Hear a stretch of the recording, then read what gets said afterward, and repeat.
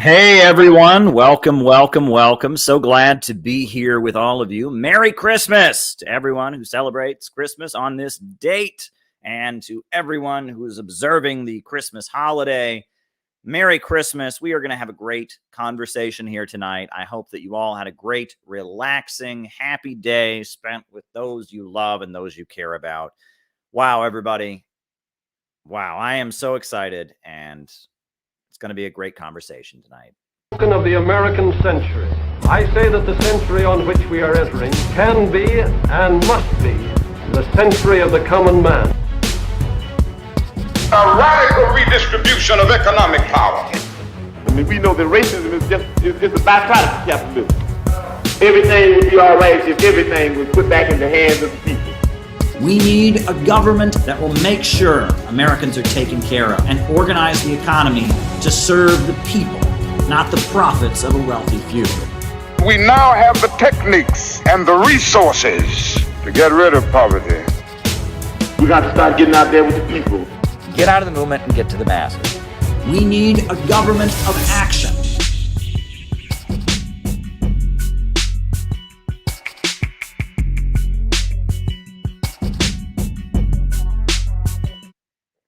Welcome, everybody. Welcome.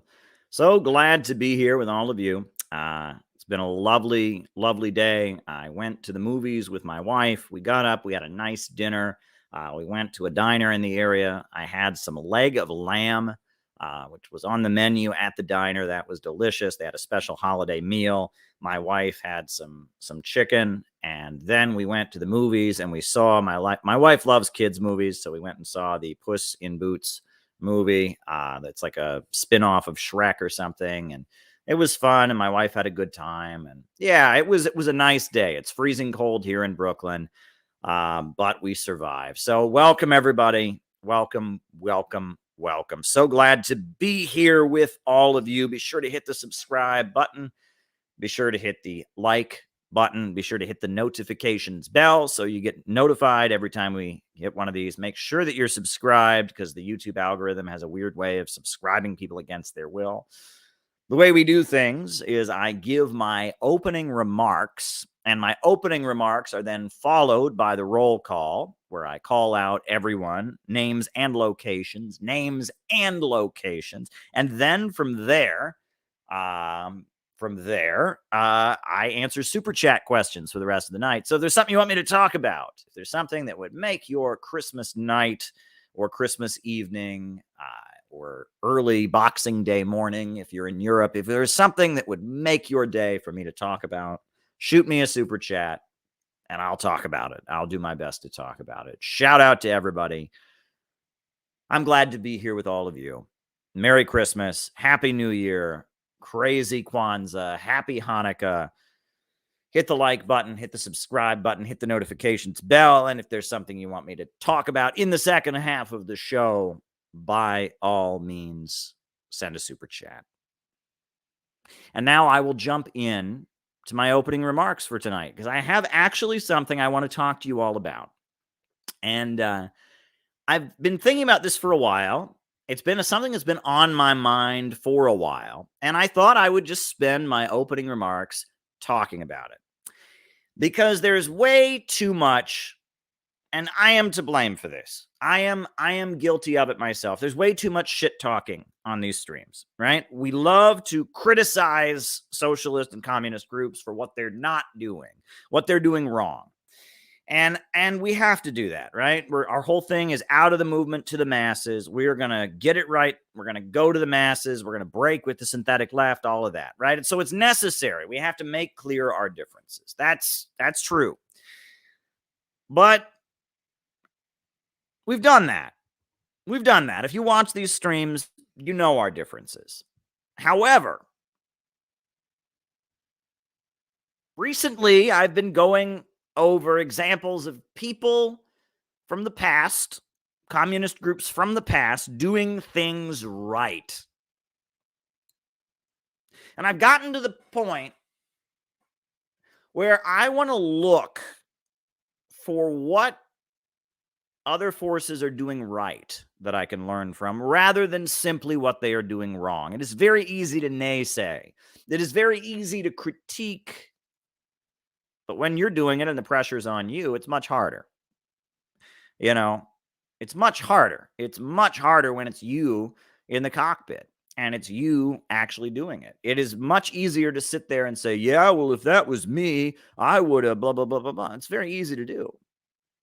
But if you're the one actually doing it, it can be much harder.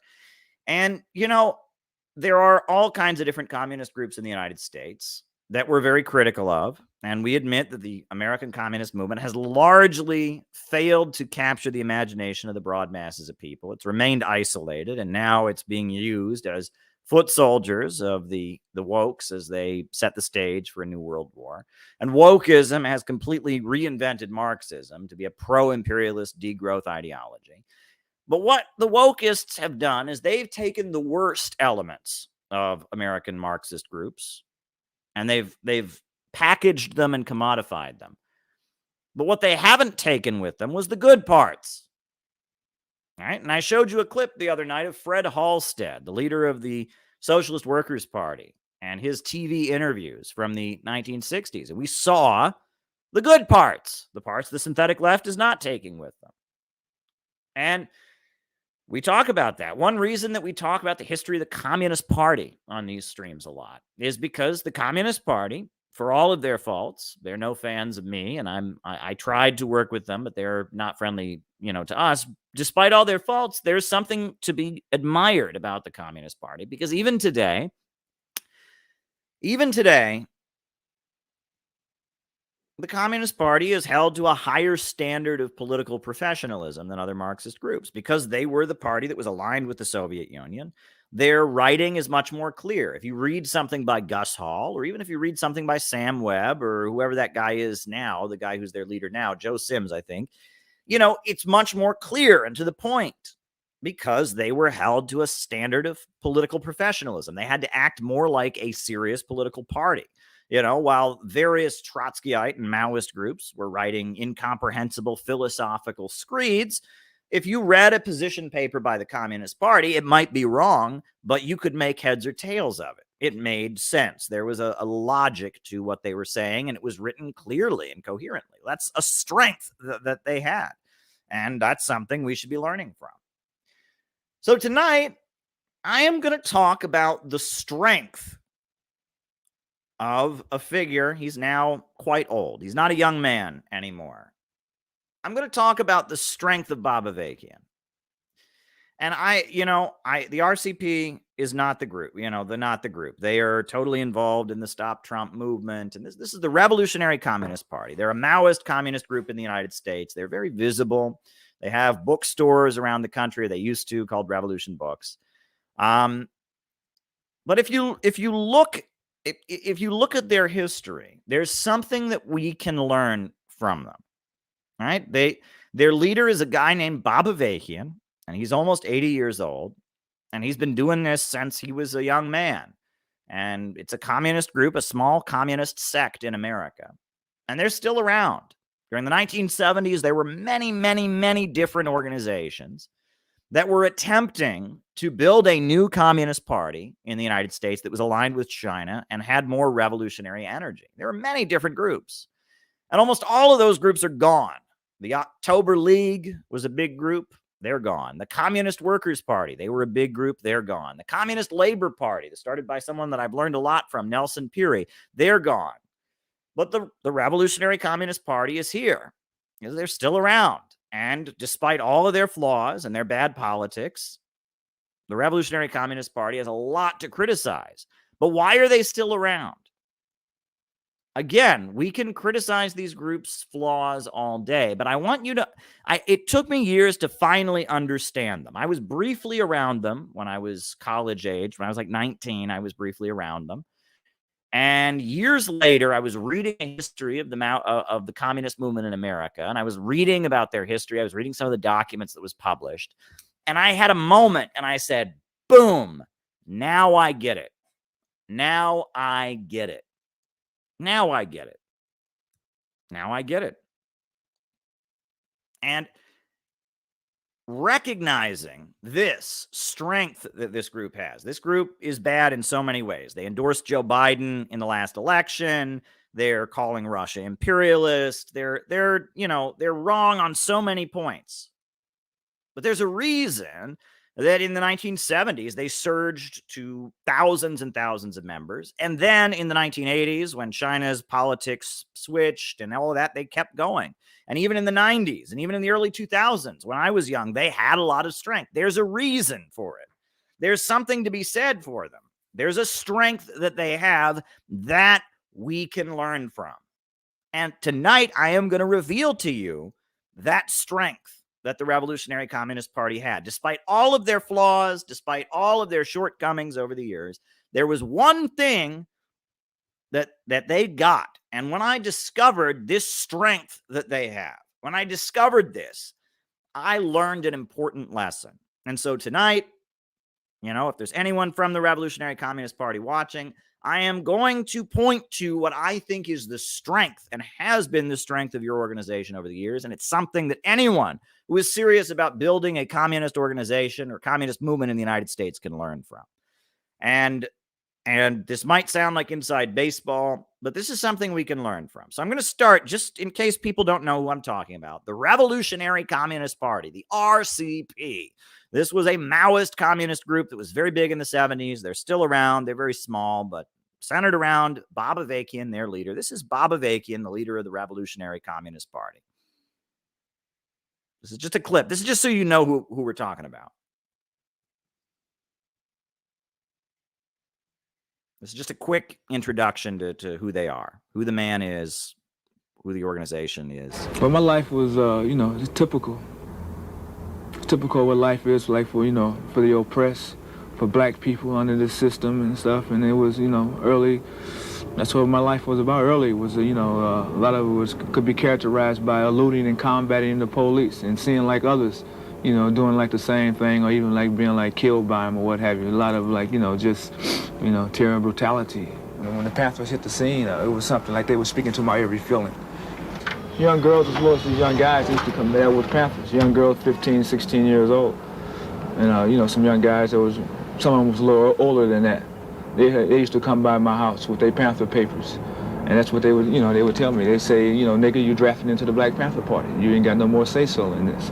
We used to have study classes and groups, and we were reading the Red Book, and we had to, discuss it and break it down and explain and trying to really understand some of the stuff that Mao Zedong was talking about. Going to those kind of meetings, I found that really, and being able to be part of that process, something was really exciting. And we used to be out on the streets at night sometimes, this stalking I guess what we call it stalking the stalkers and stuff. And, the police and these, the enforcers of this way of life.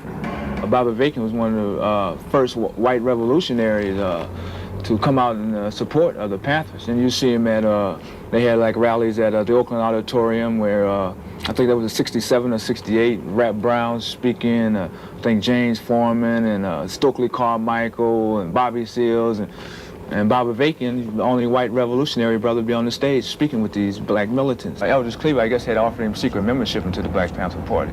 And let me say one thing to the white people in the audience. Now, Bobby has been saying for a long time, we will not fight racism with racism. We refuse to stoop to the level of a racist to hate somebody because of the color of his skin. Well, that's fine. But I see a lot of white people walking around and say, oh, good. Now the Black Panther Party don't hate me. I can go on about my business. That's a cop-out, and if you act like that, the Black Panther Party will hate you, not because you're white, but because you ain't taking care of business to organize other people. Teach them the need to support the black liberation movement led by the Black Panther Party as a strong, fearless voice against American imperialism, and to link up with all the people in Vietnam, in China, in Angola, in Latin America, and everywhere else who are standing shoulder to shoulder to drive this vicious beast out of the way and out of the pages of history. So that's people say, yeah, well, here he is, okay, but how do we know 79. that you won't be like others before you? How do we know you and your party won't be like the other groups that have come along in this country? Others? How do we know that you won't sell out and revolution won't be betrayed, either before it even happens or after it, when you just try to turn it into your own thing for your own benefit? Well, I'll say this first of all. I myself, speaking for myself personally, have been fighting this system politically for 15 years. I've been a revolutionary for 12 and a conscious communist for 10 or more, and I got no intention of being or doing anything else as long as I'm alive and for as long as I can contribute to the struggle, and they're going to have to kill me to stop me from doing that, and we're going to fight to see that that doesn't happen either. It's not just a question that we have revolutionary determination. We've fought to get to the point where we are, to develop the revolutionary line that we have, to have the grasp and application of the revolutionary theory that we have. And there's going to be many sharp struggles to safeguard, to protect, defend that, and to apply and enrich and deepen in the process of leading not just thousands, but ultimately millions of people. And finally, I'm going to put it back to you in answering this question. If you want this party to remain on the revolutionary road, if you want this party to continue to be a sharp weapon of the working class and oppressed people for revolution and not turn into another dagger in the people's back, if you want that to happen, then you got a role to play in that. Because if you want to be emancipated, you're going to have to emancipate yourself. Ain't no saviors coming from heaven. Ain't no pope going to do it for you. Goddamn Secretary drowning Kennedy ain't going to do it either. We're going to have to emancipate ourselves if we want to be emancipated, and that's the only way it can be done anyway. Yeah, so that's Bob Avakian. That's the Revolutionary Communist Party. That's clips from when they were strong, right? They've obviously deteriorated and had a lot of, losses in membership and decline in influence since. But 1970s, they were probably one of the biggest communist groups in the United States. They were up there with the Communist Party USA. They were up there with the CPUSA.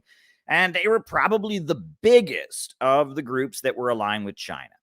Why? What was special about the Revolutionary Communist Party? What about them?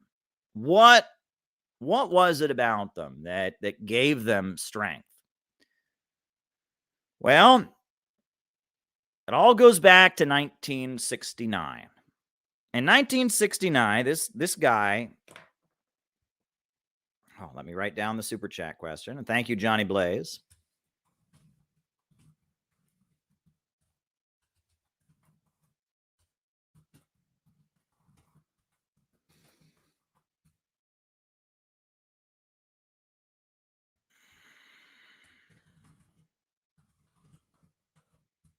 Very good. Thank you, Johnny.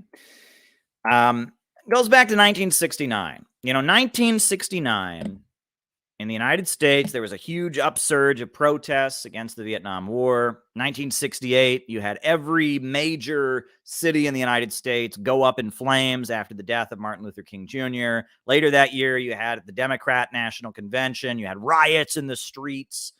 Because they nominated a candidate who supported the Vietnam War. And so the college students who opposed the Vietnam War were like rioting and fighting the police outside the convention.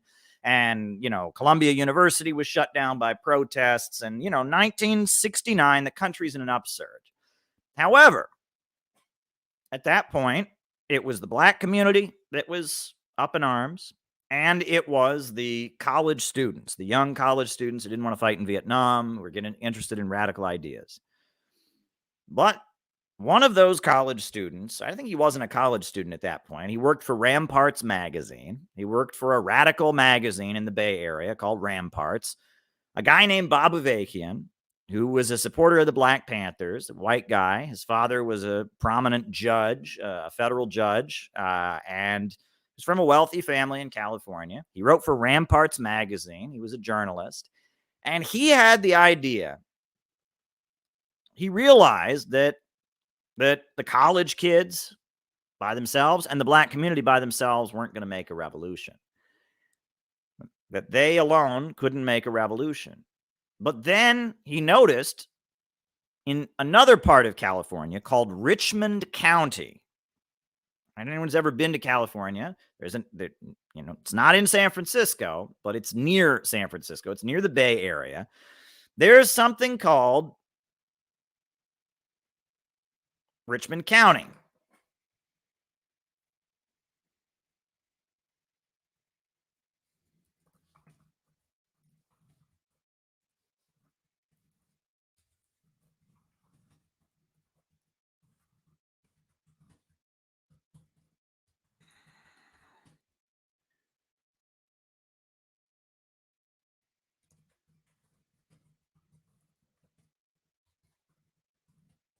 Something called Richmond County.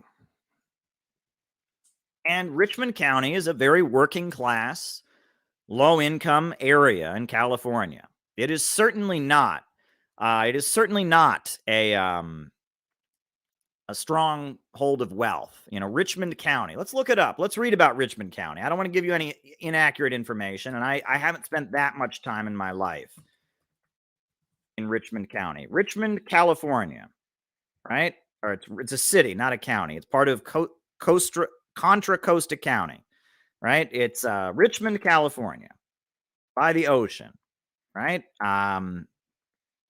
It's a working class area. Right? Richmond, California. What's the average income in Richmond, California? Let's find out. What's the average income? Average income in Richmond, California.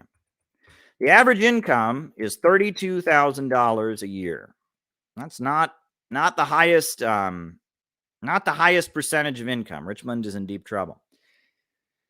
And in Richmond, California, far from the Bay Area, 1969, there was an oil workers' strike. The oil workers of Richmond, California went on strike.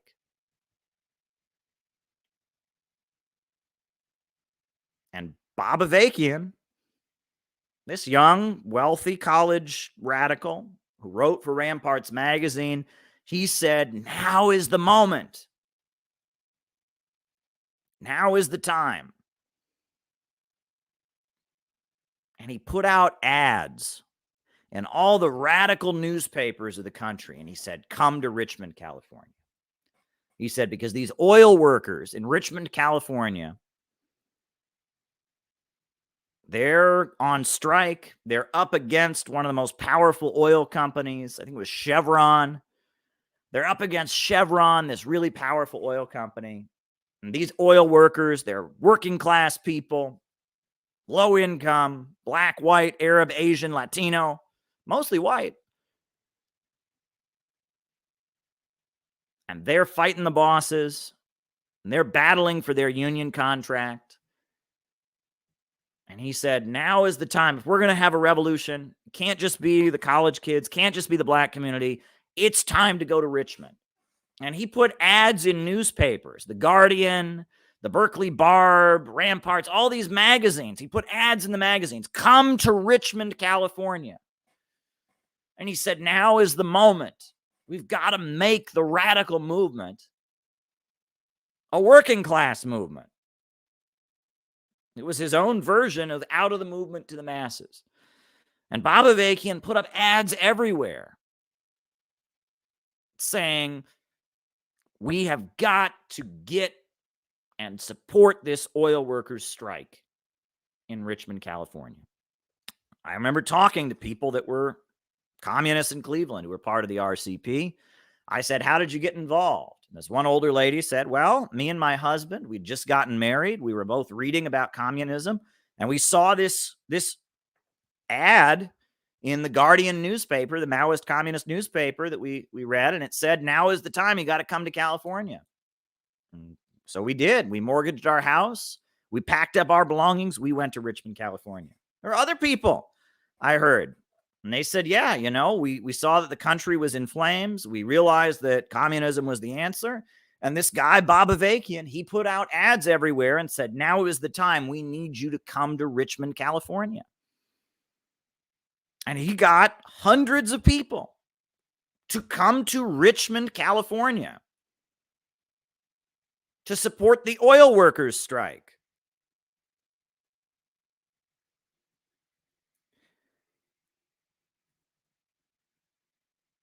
And that was kind of what laid the basis for the Revolutionary Union, which was the group he started, the Bay Area Revolutionary Union, and eventually the Revolutionary Communist Party. And if you read, he wrote a summation. This is the article he wrote about the role they played in the oil workers' strike against Chevron. And I'll drop it in the chat. You can read for yourself. He talks about how he got these college radicals to be out in the streets in support of the oil workers. And when a scab truck would try to pull into the Chevron plant, these college kids would throw a brick through its window and smash its window. And he talked about how these young college radicals, they became kind of the fighting force of the union These union workers, they had wives and kids. They didn't want to get arrested, but these college kids, they had nothing to lose. So they became the street fighting group to support the union in Oakland, California, or in Richmond, California. And Bob had this ability to get people pumped, to say, now is the time. Go, go, go. Now is the time. Richmond, California, these oil workers are on strike. We know that the black community can't make a revolution by itself. We know the college students can't make a revolution by itself, but these oil workers, they're fighting. And so we got to be the strong arm on the picket line to support these striking oil workers. And with his passion and his charisma, he mobilized hundreds of people to go to Richmond, California to support the oil workers' strike.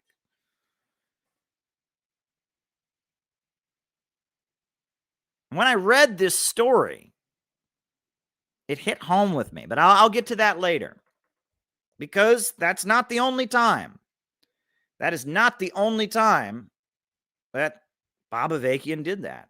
A couple years later, he decided he wanted to form a national anti-imperialist youth group that would support the Vietnamese.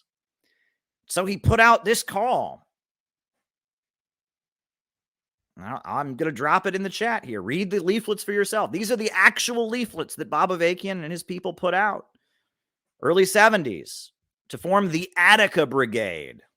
After the Attica uprising at Attica State, the Attica prison uprising, he said, we need to have a national pro-Vietnamese, pro-communist youth group on the college campuses. And so he wrote this call for a national conference to form the Attica Brigade. And they had their convention in Iowa City. You can read about it. And what does the headline here say? And I'll read you. I dropped the link in the chat. The time is now to build a call to the Attica Brigade National Convention. All right? You look at it, it's this revolutionary document that we need to form a national anti-imperialist group that's on all that. We call ourselves the Attica Brigade to commemorate the unity, militancy, and determination of brothers that rebelled at Attica State. We saw the need to take the energy, anger, and understanding that students had developed and join together so that we could do more than just react, dissolve, and react again. We saw the need. We needed an organization that could bring us together with clear principles, support for the national liberation struggles as exemplified by the Vietnamese, support for the struggles of the oppressed people at home. We're unified on the fact that the attacks both at home and abroad come from one system, from U.S. imperialism. We understand the need to build one organization that can unite all students in struggle, Black, white, Latin, Asian. We need to meet together to discuss our work so that we can learn and gain strength from what was going on different campuses and not get demoralized. You read it. Now is the time for all of us to get together, members of the Attica Brigade, independent anti-imperialist student groups, independent student progressive students. We have to talk about the struggles we've built. Yeah. Look at it. And again, when he's forming the Attica Brigade, he gets into this hysteria, and they send a letter, ads in the newspapers. Now's the time. We're going to do it. We're going to build this national student anti-imperialist organization. Let me show you if I can show you some pictures of the Attica Brigade. There's a neat graphic of the Attica Brigade. I used it in my bread tube book. Let me see if I can find it. I'm going to see if I can find the picture for you. Yeah, here it is. Here it is. All right, this is a picture of the Attica Brigade. I'm going to put it on the screen here. Hold on. Hold on. We are going to put it on the screen here so you can see this revolutionary anti-imperialist organization that Bob Avakian and his people built. Hold on. Hold on. All right, we'll just put it here on the screen so you can see it. Hold on.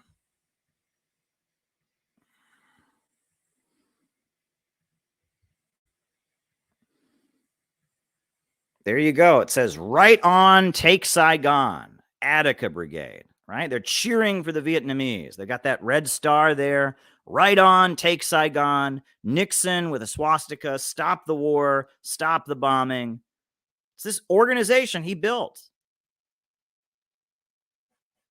Right? The Attica Brigade. And if you read the calls that I just put in there, full of passion, full of energy. Now is the time. All right, what's the headline? The headline on the leaflet to form the organization. What does it say? It says, I got to go back up to the top here. What does it say? It says, the time is now. Iowa City, June 15th, 16th, and 17th. That's what it says. Right? It's full of passion, full of energy, full of, we're going to do it now. Just like he got all those people to go to Richmond. And he said, now we got to go to Richmond and support those oil workers. And he got hundreds of people from around the country to come, hundreds of these college radicals, not to go to Berkeley and not to go to Oakland, not to go to some hipster place, but to go to Richmond, California, Richmond, a working class city, and fight on the picket lines with the oil workers. And then he builds this national youth group, the Attica Brigade, an anti-imperialist group. This is serious energy. And when I read the history of the Revolutionary Communist Party, I read this book. There's a book called Heavy Radicals, the FBI's War Against America's Maoists. And I read Threat of Greatest Magnitude about FBI infiltration of these groups. And I've read the documents. You can go read on the Marxist Internet Archive, Encyclopedia of Anti-Revisionism. You read their documents. I got it. I finally understood it. Because I had been around the Revolutionary Communist Party briefly when I was, 19, college age. They were the first communist group I was around. And one thing about them was they had that energy. They had this go, go, go spirit about them. Every day they would call me, let's go sell the newspaper. Let's go sell the newspaper. Let's go put up posters. And they had this go, go, go attitude. And I remember when I was around them, they were having a national day of action to drive Bush out of the presidency for the impeachment of Bush. And they pumped us up. And it was like we thought this was going to be a big moment, right? And we were postering and we were preparing, and it had this go, go, go energy about it. It was, we were, and I remember they had a bus tour to build for their national protest. And I remember they had like a bus that was going from city to city. And they had this bus full of young 20-year-olds. It wasn't a big bus. There were like 7 or 8 people on the bus. It was this little bus that they were driving from city to city to build support for their movement to drive out Bush. And, I remember when the bus came to the area that I was in. The bus came, and it's really funny. The bus came to Ohio where I was, and we met up with them, and they were there. And it was like, some, early 20s young people that were RCP supporters. And there was this Russian girl on the bus. And she was like 15, 16 years old. And so I was talking to her and I'm like, wow, you're from Russia? And she's like, yes, I am from Russia. I came to America to stay with my aunt and uncle for the summer. And there is communists. They come to the city. So I get on the bus with them. And she was this 15-year-old girl. And she was just like, she'd been staying with her relatives in the United States for the summer, and she saw there was a group of communists going from city to city to drive out Bush, so she got on the bus. Why would she not get on the bus? And they were going from town to town, and they were just like, we got to build a mass movement to drive out George W. Bush. He's a fascist. He's leading us toward fascism. Years and like 2 years later, I was at an anti-war protest, and I saw that Russian girl. And I said, hey, weren't you the Russian girl I saw on the bus with the RCP people? She says, yes, that was me. Yes, I was on the bus. Yeah. And I said, what happened? She said, those people are crazy, Caleb. They are crazy. And I said, what do you mean? She says, we are driving down the road. We are just listening to speeches of Bob Avakian. All day long, we are just listening to speeches of Bob. We not listen to music. They're crazy. It was funny. And we had a good laugh about how intense the RCP could be because they were an intense group of people.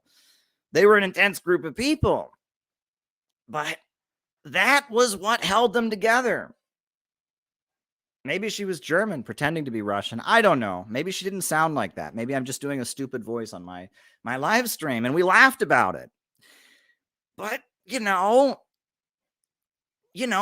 was their strength, is they had this go, go, go attitude. Do it now. Do or die. And they had this passion. And I loved that passion about them. I didn't agree with them. They thought Cuba wasn't socialist. They were neutral in the Iraq War. They were against both the Iraqi resistance and the U.S. imperialists. They said they were two outmoded systems. I couldn't agree with their political line, but the passion I could agree with. And that was what kept the group together. And that's why all of those Maoist communist groups have fallen apart. All of them, right? All of those Maoist communist groups from the 70s, the Communist Workers' Party, the October League, the Communist Labor Party, they've all fallen apart. But RCP is still here because they had that energy. They had that energy. They had that ability to just be like, go, go, go. We're going to do it now. We are going to get something done. And they would pick a day. October 5th was a day that they had. I remember when I was in the group and they said October 5th will be the beginning of the end of the Bush administration. And we were out all night postering and we were putting up leaflets and we were go, go, go. And that go, go, go energy, it came from the top. It came from the top. And in fact, I read, this is a horrendous document. I mean, if you want to read it, 78, the Revolutionary Communist Party split. Right? There was a split in the Revolutionary Communist Party. And the people who quit the Revolutionary Communist Party, they wrote this horrendous document called Red Papers 8. I'm dropping it in the chat. It's a matter of public record. And if you read it, there's all kinds of attacks on Bob Avakian, all right, the leader of the Revolutionary Communist Party. And they attack him and they say he's mentally ill. He's mentally ill. And they say he's psychologically unwell. He's psychotic. Well, you know what? It looks like that psychosis made the group do some good shit. People that are former members, people that were around, they said that Bob Avakian, they said he had bipolar disorder, which is interesting. And they said when he was in his mania, he wouldn't sleep for days and he would just be full of this energy. He would be full of this energy. And that the group of people would be lit up by that energy and they would want to go, go, go. And that's how they built these huge protests to end the Vietnam War. That's how they got people from all over the country to go to Richmond, California, to support the oil workers' strike. It makes me think about Napoleon. Maybe you didn't know this, but you know what Napoleon was called by his enemies? This is fascinating to me. The Austrians who hated Napoleon, the British who hated Napoleon, you know what they used to call him? They used to call Napoleon the 100,000 man. The 100,000 man. Why did they call him that? Because Napoleon was a man full of passion and energy. He called himself the Revolution in Boots. He said he was going to march the gains of the French Revolution across Europe. And that this one man who was kind of short, 5'2", wasn't very tall. This one man, the little corporal, Napoleon Bonaparte, his passion lit up 100,000 people. It was his energy that held this army together. He was the 100,000 man. His energy pumped up this whole army of 100,000 people to march across Europe. And whatever you want to say about Napoleon, an authoritarian, evil, brutal guy, it was this energy, this passion that burned through Napoleon. He was going to march the gains of the French Revolution across Europe. He was against feudalism. He was against the oppression of peasants. He wanted to expand the ideals of the French Revolution across Europe. He was the 100,000 man.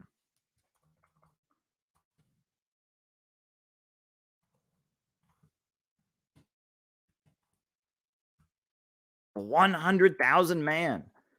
You think about it, the reason the Revolutionary Communist Party is still around, the reason that they swelled to be this huge communist organization is because whatever flaws they had in their political line, Bob Avakian was a 100,000 man, or maybe a 10,000 man. But he had this ability to light up the organization. And I remember that even decades later, even in the 2000s, 2005, 2006, when I was a college kid, when I was around them, they had that energy. They said October 5th is the day, and they would get this energy and they would be like, go, go, go, go. And it came from the top. Bob would decide, you know what? Now is the time. We are going to build a national protest to drive out the Bush regime. And the whole group would build on each other's passion, build on each other's energy. I see there's somebody in the Rockfin. Would you agree with people who say that Jesus was a socialist or had socialist tendencies? I'll put that in the chat. I thank you, Chris Leon, for your super chat. Much appreciated. I'll be writing that down. Thank you. Super chats are appreciated on all platforms. And that was the passion. That was the passion. That was the ability that the Revolutionary Communist Party had. And they attack Bob in this document, this Red Papers 8. They attack him for being mentally ill. But maybe you need mental illness like that to build a very powerful organization. If Bob was just your normal, average person who just went through life, oh boy, would they have been able to pull off the kind of things that they pulled off? Would they have been able to get hundreds of people to move to Richmond? Would they have been able to build the Attica Brigade into a national group? Would they have been able to, build a group of 5,000, 6,000, 7,000 people? You needed a guy who was a little bit unhinged in order to do it, because the passion that he exuded was able to empower other people. When he was passionate, it got other people to be passionate. And when other people got to be passionate, they could get, and it went down the line. And he could get that whole organization whipped up into a hysteria. Go, go, go. Now is the time. It's beautiful. It's beautiful. It's absolutely beautiful. Wherever Bob is, I take my hat off to you, good sir. I take my hat off to you, because we need people who can do that now. More than ever, we need that now. We are in an age where people are wallowing in pessimism. We are in an age where people don't have energy. They don't have hope. They don't believe in anything. They sit around hopeless. We absolutely need. I'd have him on here in a heartbeat. I would have him on here in a heartbeat. I doubt. I think the chances of Bob ever coming on this stream would be 1 in a million, but I would have him on here in a heartbeat. If you're watching, Bob, if there's a chance you're watching, you can come on anytime. Shoot me an email. I'll have you on anytime. But,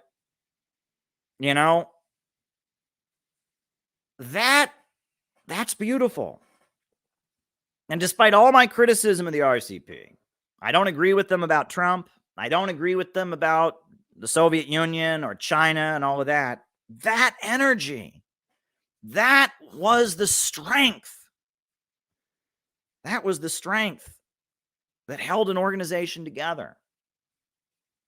And when I read these articles about what he did with the Attica Brigade, what he did in Richmond with the oil workers' strike, I understood it. And I don't see anyone playing that role at this time. Nobody. I don't see anyone playing that role in this time. Nobody. I don't see anyone in this time who's telling people, you know what, there's a war. There's a danger of a new world war. Now is the time. We got to pile into Washington, D.C. and protest the danger of a new world war. I don't see anyone who's saying capitalism has crashed. The masses are ready to fight. Now is the time. Now is the time to go and build a revolutionary organization, to get out of the movement, get to the masses. I don't see anyone doing that. Sometimes you need a fanatic. Sometimes you need a fanatic. If you had a heart attack today and they were rushing you to the hospital, imagine that you just had a heart attack. They're rushing you to the hospital. And as you're being rushed to the hospital, you're in that ambulance. The person says, now, when you get to the hospital, sir, we have 2 doctors who can treat you. One of the doctors is a normal guy. He's level-headed. He got average grades in medical school. He has average grades, and he's just an average normal guy who lives an average life. He's got an average group of wife and kids, and he can probably do the job. He does a decent job as a heart surgeon to save your life. But imagine then they said, but you can see this other guy. And this other guy is a fanatic. This other guy is obsessed with being a heart surgeon. This other guy stays up for days practicing being a heart surgeon. He got straight A's in medical school. He doesn't have a wife. He doesn't have a kids. He's obsessed every moment he spends figuring out how he can be the best heart surgeon ever. This guy's a lunatic, fanatic heart surgeon who knows exactly how to do his job. He studies and obsesses and thinks about doing his job. He is the president of the International Heart Surgeon Association. He is the editor of a magazine all about being a heart surgeon. He has a YouTube channel just for other heart surgeons to learn how to be a heart surgeon. Do you want that guy to do it, or do you want the normal guy? You would be a fool if you said, oh, take me to the normal guy. No, you'd say, I want that fanatical heart surgeon, that heart surgeon who lives for heart surgery, that heart surgeon who's obsessed with heart surgery, that heart surgeon who knows it better than anybody else. That's who you'd want to operate on you if your life was on the line. Let's be real. You would want the fanatical doctor. And maybe that guy would be weird. He wouldn't be the kind of guy you'd want to have a beer with, because all he would talk about was heart surgery, and that would get a little boring, especially if you're not a physician yourself.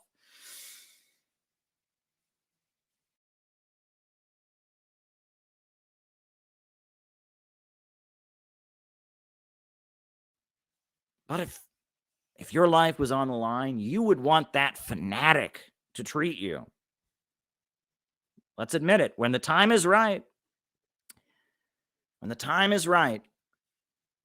you would want that fanatic to treat you. And right now, I would argue that this country is in a serious crisis. This country's in a serious crisis. No, we don't need normal politicians. We don't need Joe Biden. Okay. Whatever you want, man. Chill, dude. We don't need that. We don't need Mitch McConnell, Yertle the Turtle. Okay, I'm Mitch McConnell. That's not what we need. We need a 100,000 man. We need somebody who's obsessed to get us out of the crisis. We need fanaticism. That's what we need. We're in the danger of a new world war. We're in a crashing economy. Living standards are dropping. We're zooming toward a low-wage police state. Now more than ever, we need fanaticism. These are not normal times. Do you think your college degree is going to matter if the nuclear war happens? Do you think if this country becomes a low-wage fascist state that it's going to matter? It's going to matter whether people laughed at you on Facebook or not? Do you think that if this crisis escalates and we end up living in woke fascism, that people are going to be like, well, geez, I wish I hadn't tweeted against it. I wish I hadn't gotten canceled on Twitter. Do you really think? I mean, now is the time. Now is the time. Now is the time for fanaticism. Now is the time for people with whatever mental illness Bob Avakian had that makes him go, go, go. Whatever pissed off those people who wrote Red Papers 8, whatever it is, that's what we need now. We are in an emergency situation. We need fanatics in America right now. We need passionate people right now. We need people that have energy, that are able to get other people to have energy, so that they can then get other people to have energy, so that they can then get other people to have energy. That's what we need in this time. We need people who are intoxicated with truth, infected with a slice of reality, who are saying, we will not let things continue as usual. I am going to put my body, my life on the line. I don't care if I get canceled. I don't care if people make fun of me. I don't care if I come across as weird. I am going to stop the war. I am going to stop the low-wage police state. I'm going to stand up and fight for the truth. That's what we need in this time. We need fanatics. Now more than ever, we need fanatics. We need people who are ready to let it all go, let it all rip. That's what we need. That's what we need. And despite all of Avakian's flaws, I get it now. I get it. I get it why there's a crew of people that stayed loyal to him year after year after year. As his group got smaller and smaller and smaller, there was a group of people who stayed loyal to Bob Avakian. And why was it? Because he gave them life. He gave them that passion. He gave them that passion. And we need that passion now. And they've done everything they can to take that passion away from people. In our culture right now, they have everything lined up to make sure people don't get that way. They've worked really, really hard to just put everyone in a pessimistic mindset, to pump everyone full of the belief that nothing matters. There's no hope. There's no reason to wake up in the morning. You really should just kill yourself. Suicide is a good solution.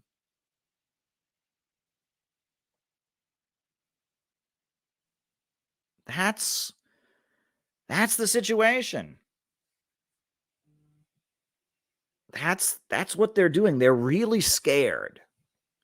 They're terrified that this kind of passion will emerge. This kind of passion scares them, terrifies them. Somehow this kind of energy could be exuded.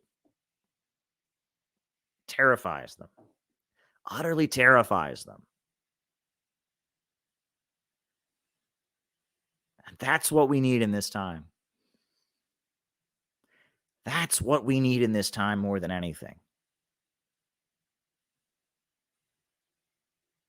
And I got to tell you, a couple more things on this note that come to mind. Item number one. Item number one is that Friedrich Nietzsche was wrong about a lot of things. His philosophy is wrong. I'm reading some work by a good friend of mine. Shout out to you if you're watching. You know who you are, who went into Nietzsche, ripped him apart. I've read George Lukács and his critique of Nietzsche. Nietzsche was awful in so many ways, philosophical irrationalism, etc. But one thing that Nietzsche pointed out is he did take note of the fact that there are some individuals who are infected with this passion. And Friedrich Nietzsche, he had this obsession. He wasn't a populist. He was an anti-populist. But he noticed that some of the people who do the greatest things in history are electrified with this kind of passion. That's something he took note of. Now, he interpreted it completely wrong. He didn't understand what that meant. He didn't understand what Plekhanov makes clear in his understanding of what makes people great is that they give expression to feelings and sentiments that are among the broad masses. They become a voice, a vehicle through which history expresses himself, right? Expresses itself. Nietzsche didn't understand that. He had a very individualist, anti-communist, libertarian perspective. But one thing that Nietzsche said As he said, one must be filled with chaos to give birth to a dancing star. What does that mean? One must be filled with chaos to give birth to a dancing star. What Nietzsche was observing was that those who make history, those who get things done, often they are filled with chaos. Often they are filled with intense passion and emotions. And it's channeling those intense passions and emotions, not letting them just run rampant. It's a process through which the chaos solidifies into something so strong and powerful. That's the process through which great art is created, great scientific discoveries are created, great mass movements are built. It's a process through which the chaos becomes solidified into energy. Chaos by itself is just bouncing around and going crazy. But there's a process through which the chaos becomes concentrated and directed into one spot. And then it hits. It hits with power. And that's how beauty is created. And he's right about that. If chaos just remains chaos, it has no strength. But when chaos becomes concentrated and controlled, then it turns into a heavy power. And it's unstoppable. One must be filled with chaos to give birth to a dancing star. However, that chaos must transform into order. Right? Nietzsche also said, out of chaos cometh order. Meaning that the universe, there's a constant push and pull in the universe between chaos and order. The universe functions according to objective laws. Gravity exists. Time exists. Mathematics is unchanging. But, the history functions according to an order. There is an order. And Marxism is very much understanding the objective laws of history. But there's constantly a pushback against that chaos.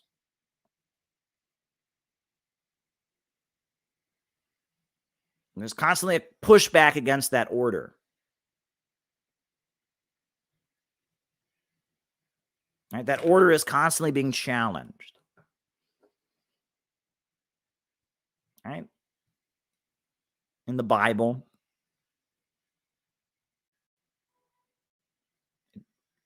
one of the Gospels, I believe it's the Gospel of John, says, in the beginning was the Word, and the Word was God. And if you look at the translation, it's very strange. In the beginning was the Word, and the Word was God. Well, the English translation is a little bit off.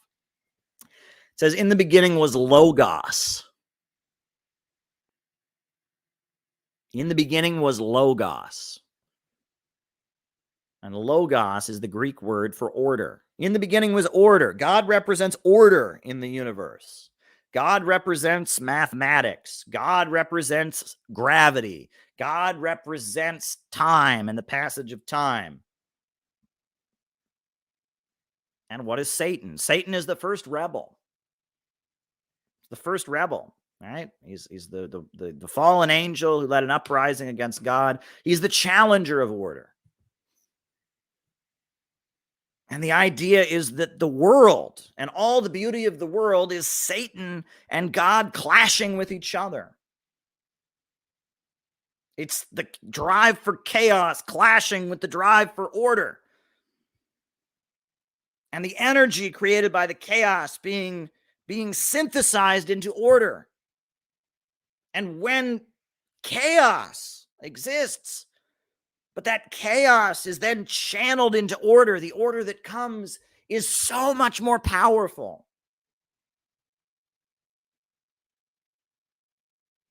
Out of chaos cometh order. If you just had regular order, it would get boring. But when that order is challenged, and when chaos challenges the order, and there's a clash between chaos and order, the order that comes out of that, when order triumphs over chaos, and all that energy created by the chaos is channeled into a powerful order. That order is beautiful. That order is beautiful. One must be filled with chaos to give birth to a dancing star. The universe is not defined by chaos. The universe is defined by order. But that order is constantly being challenged by chaos. And sometimes individuals come along who have chaos within their souls.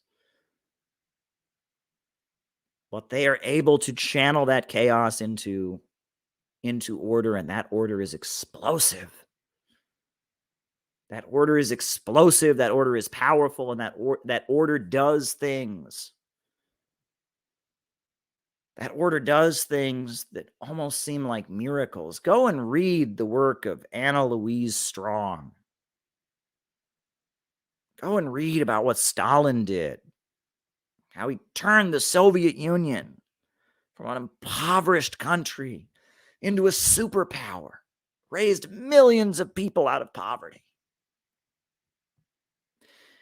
Think about what China used to be, what it is now. One of the greatest success stories in all of human history. Never has a civilization regenerated that rapidly. China has emerged from the century of humiliation to become the second largest economy on earth. So many people lifted up. How do you think that happened? Do you think that happened because Mao was boring?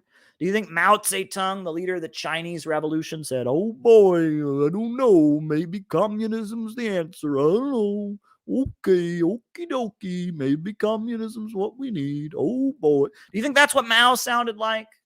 If that's what you think Mao Zedong sounded like, go and read the Little Red Book once again, my friend, because that is not what Mao sounded like. And if you think what Mao achieved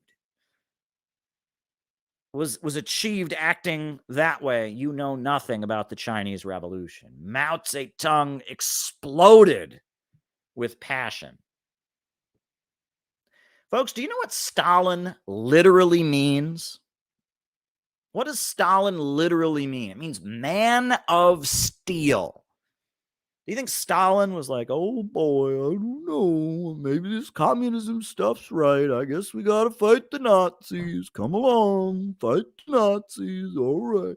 Why do you think that they still have such admiration for Stalin in the Soviet in Russia today? They don't even have the government doesn't believe in communism. Communism's been overthrown. The Soviet Union's been overthrown, but they do poll after poll after poll, and person after person after person says Stalin was a good guy. Stalin was one of the greatest leaders in our history. Why is that?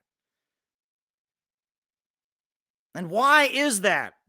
But Mao's picture is up everywhere. The Chinese Communist Party has repudiated the Cultural Revolution. They've said Mao was good until 1963, but after that, he went a little, they repudiate the final years of Mao's life. Doesn't matter. His picture is everywhere. They're reading the Little Red Book. They're having a Maoist revival now in China. Why do you think that is? Why do you think that is? Russia's not going to go back to Stalin's policies.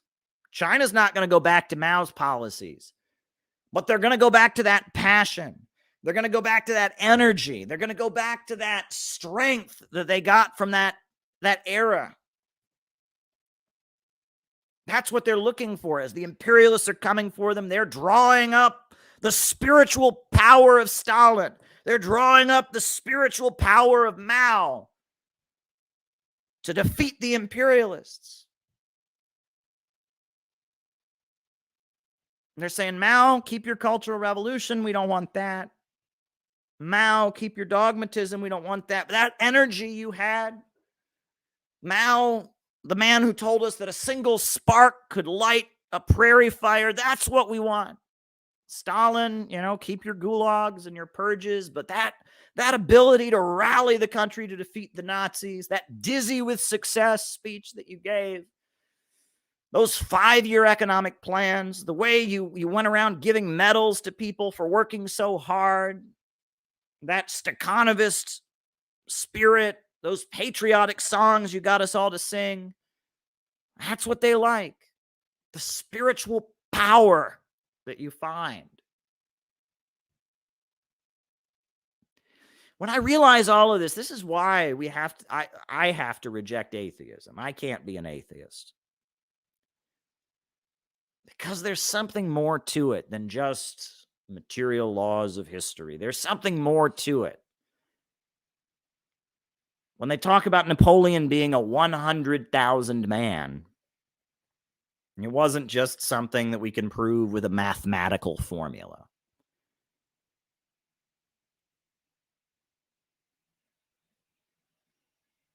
And if there's anything we can learn from all of the problems of the Revolutionary Communist Party, I don't agree with them.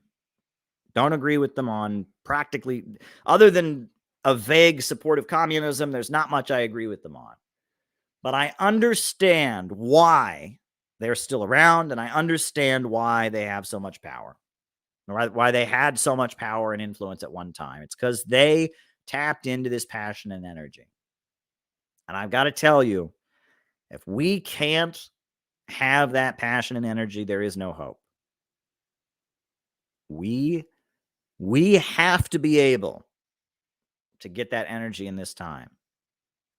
And if you want to see a better world, and if you want to be a good communist who gives yourself to the struggle and plays a role in history, if you want to be more than a left book loser, if you want to be part of a real community, a real family of people that are organizing and resisting and building something, you need to find that passion within yourself. You need to go deep inside of yourself. And the part of you that is a fanatic, and the part of you that is filled with energy, the part of you that wants to be strong, that wants to give your life to something, the spiritual power within you, you have to grab that and let it flourish. And the part of you that says, everyone's going to laugh at you, ignore it. And the part of you that says, I'm not good enough, I can't do it, ignore it. And the part of you that says, oh my God, what if it doesn't work out? Ignore it. We need you. You watching this right now. We need you to discover the spiritual power and strength within yourself. And we need it more than ever. We need you more than ever. We need you to be a fanatic. We need you to be self-sacrificing. We need you to say, now is the time. We need you to stand strong.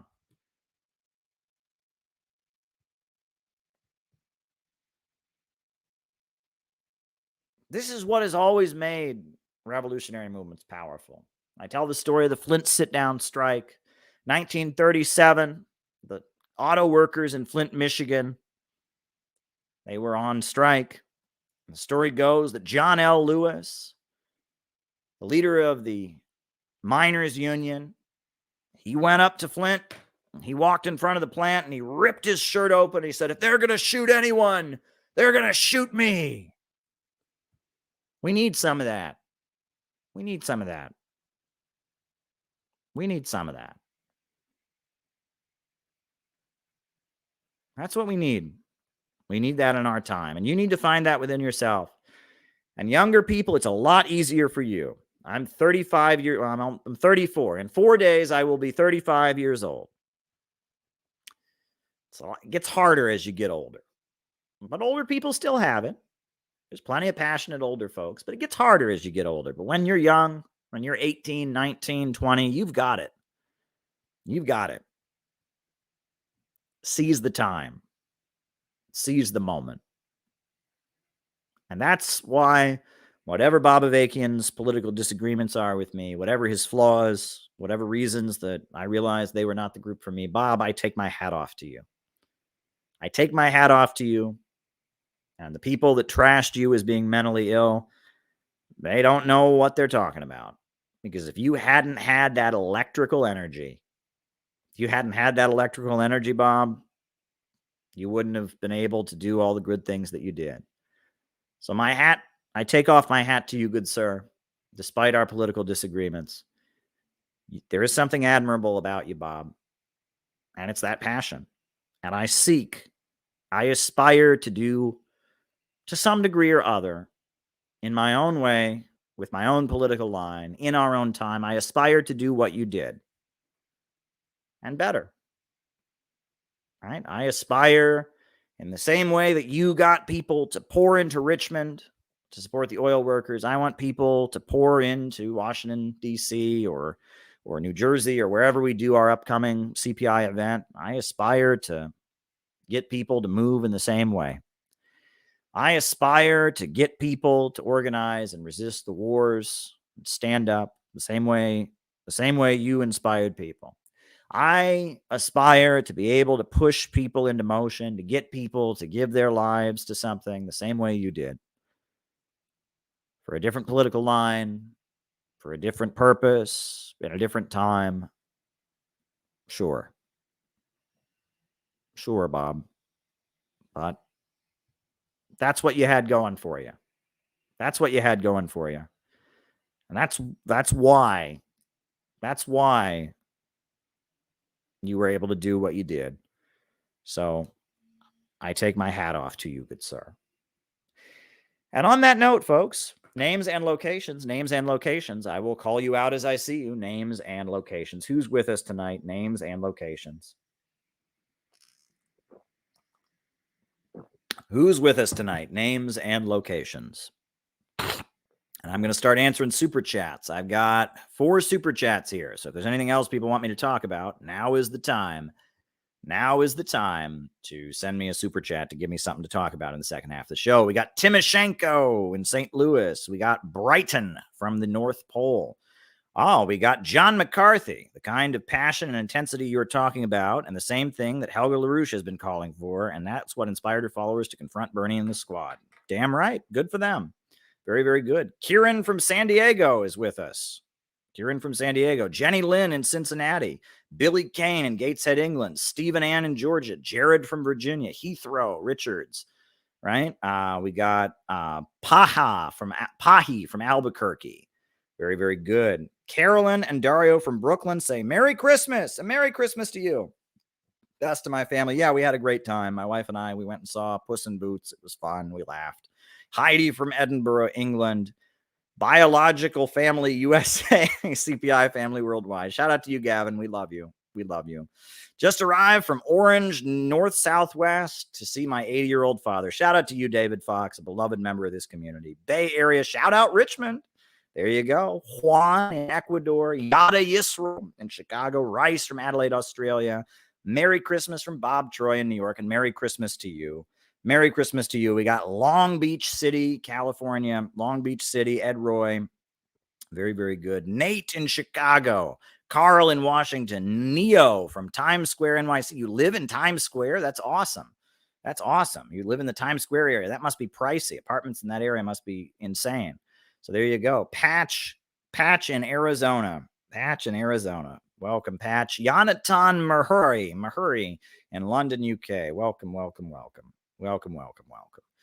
Names and locations. And if anyone has any more super chats, I got a few things to answer here in the second half of the show. Heidi in Edinburgh, JT24 in Mississippi. Such a diverse audience, right? We got Killian in Milwaukee, a nice Celtic name, Killian. We got Yue Knoll from California, A Better America in Michigan, Micah in Las Vegas. We got Jefferson Davis County, Mississippi, Detroit, Solidarity from Miami. My good Miami friend is watching again. We got Raleigh, North Carolina. I've been out to Raleigh. Right. We got another person in North Carolina. Wow, I'm big in the South, right? We got a big audience out here in the South. That's good. The South needs it. My father is from the South. The South has been an influence on my life, to say the least. So there you go. Rikers Island. You're watching from Rikers Island. How does that work? Do they have a TV, or they let you use the computer out there? Are you a prisoner? I don't know how that works. Cedar Park, Texas, Riverside, California. Spending Christmas with family in Austin. Very good, Lori. Very good. Glad I can talk with you. Noah and Crizzy from Glendale. Isn't sending Patriot missiles to Ukraine another provocation against Russia? Oh, goodness. Gotta fix the computer here. All right.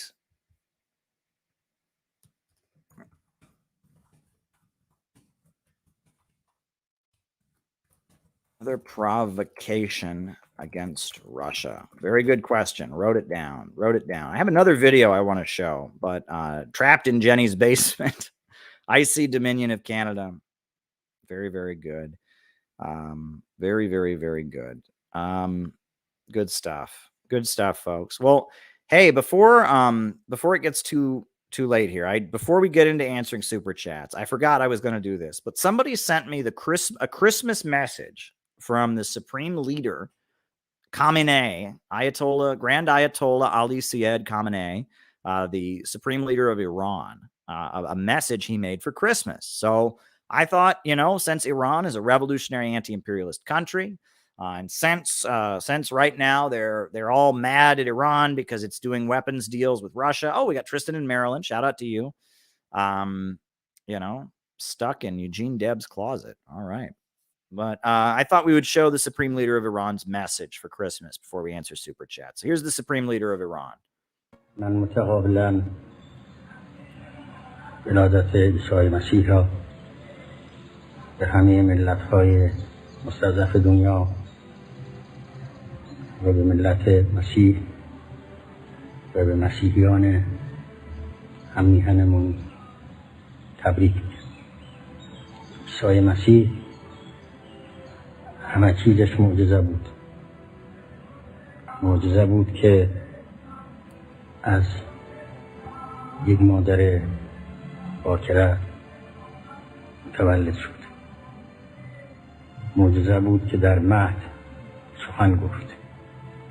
معجزه بود که برای بشر صلح و صفا و روحانیت آورد. همه معجزه. همه انبیا معجزه هستند و همه برای ساختن بشر آمدند. همه میخواهند که بشر به راه مستقیم الهی سیر کنند. و من به شما آقای پاپ عرض میکنم، پیش شما دادخواهی میکنیم که این ملت مسیح را نجات بدید. ملت مسلم جای خودش، شما ملت مسیح را نجات بدید.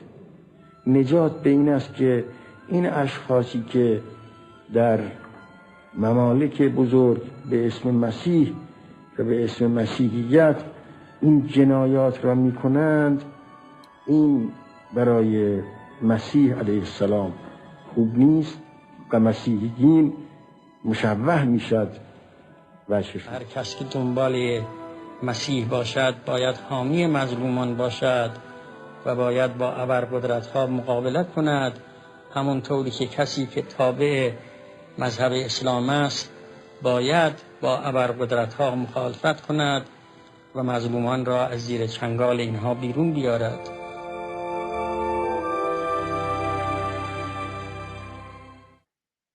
So there you go. There you go. That's the there you go. There you go. Yeah, that was quite a Christmas message from the Supreme Leader. I don't think it's from this year. I think it's from a few years back, but it was still pretty good. So there you go. All right. So now I'm going to start answering super chat questions. How does the crisis of overproduction affect the healthcare industry and for-profit education? Well, that's a good question, Johnny Blaze, because you would think that there's no impact because those are both, healthcare is not, you're not manufacturing a product and selling it. and education is a service, right, provided by the state generally that they're trying to privatize. But it is directly related. And I will read to you from the Communist Manifesto about how both of those things are directly related, because it's important, right? The Communist Manifesto explains to us, right? Right?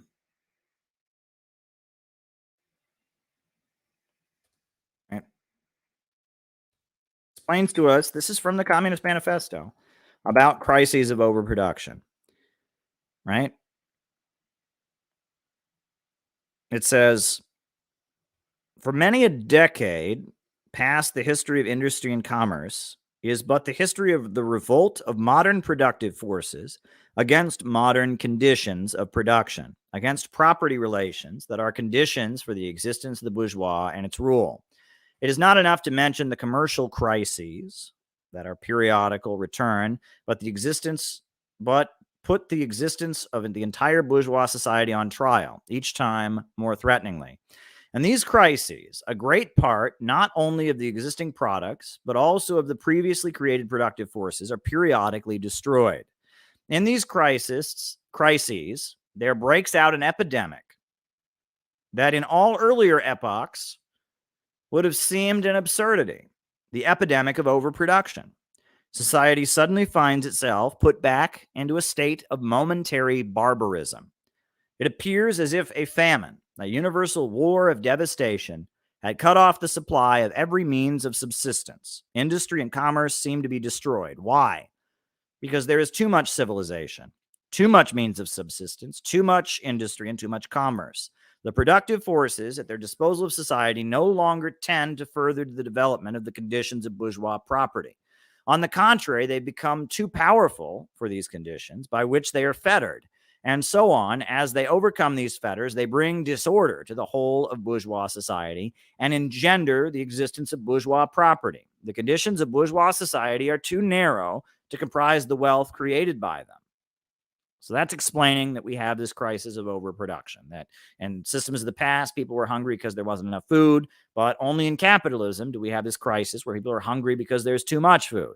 Explains that people are homeless because there are too many houses. That this is an absurd crisis. But the point, the way that I would argue, Johnny, that it's directly related is the solution.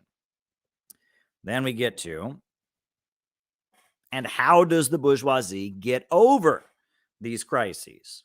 On the one hand, by enforced destruction of massive productive forces. On the other, by the conquest of new markets and the more thorough exploitation of the old ones. That is to say, by paving the way for more extensive and more destructive crises, and by diminishing the means whereby crises are prevented.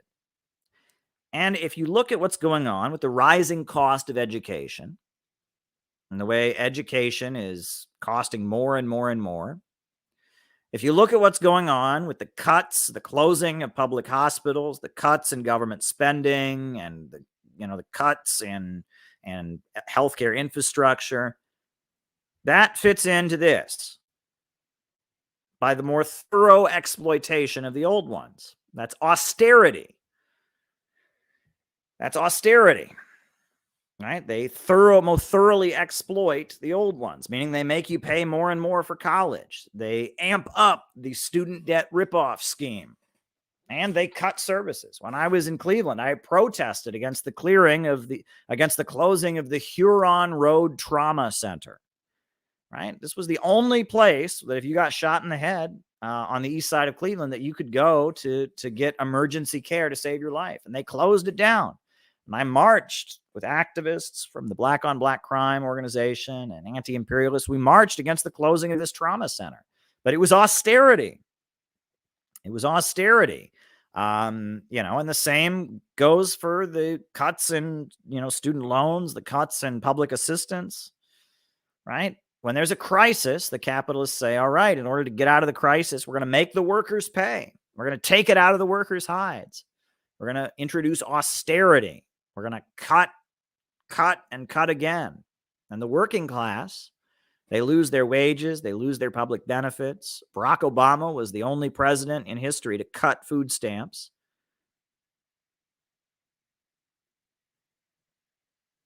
And as a result, the workers have to pay for a crisis that was created by the capitalists. It's the capitalists and their drive for profits that's created the crisis, but the workers have to pay for it. And we have to pay for it in the cost of education. We have to pay for it in our schools being transformed into a mechanism for the capitalists to make profit, because the regular market isn't rendering enough profits for the capitalists. We have to pay for it with the Obamacare ripoff scheme, where the insurance companies get to more correctly facilitate the ripping off of the public with their health insurance scam, right? Obamacare, school choice, all of this is using the government to stabilize and secure the profits for private corporations as a cannibalistic way for the capitalists to continue making money while their system is in a crisis of overproduction. And that's really what you can understand austerity and neoliberalism as. They're in a crisis of overproduction. They're not making profits, and so they have to figure out new mechanisms through which they can continue to make profits. And I think that's the idea. That's the idea. All right. What stopped the CPUSA from being a powerful force like the PCF or the PCI with millions of members during the 1930s and 40s? Well, there's a couple things. I think one of the most important factors probably in preventing the Communist Party USA from being as big as the Italian Communist Party or the French Communist Party was in the 30s and 40s was the fact that the Communist Party USA was always an urban party. It was always an urban phenomenon. And back in those days, the USA was much less urban. Right? Nowadays, the population is more and more and more concentrated in urban centers.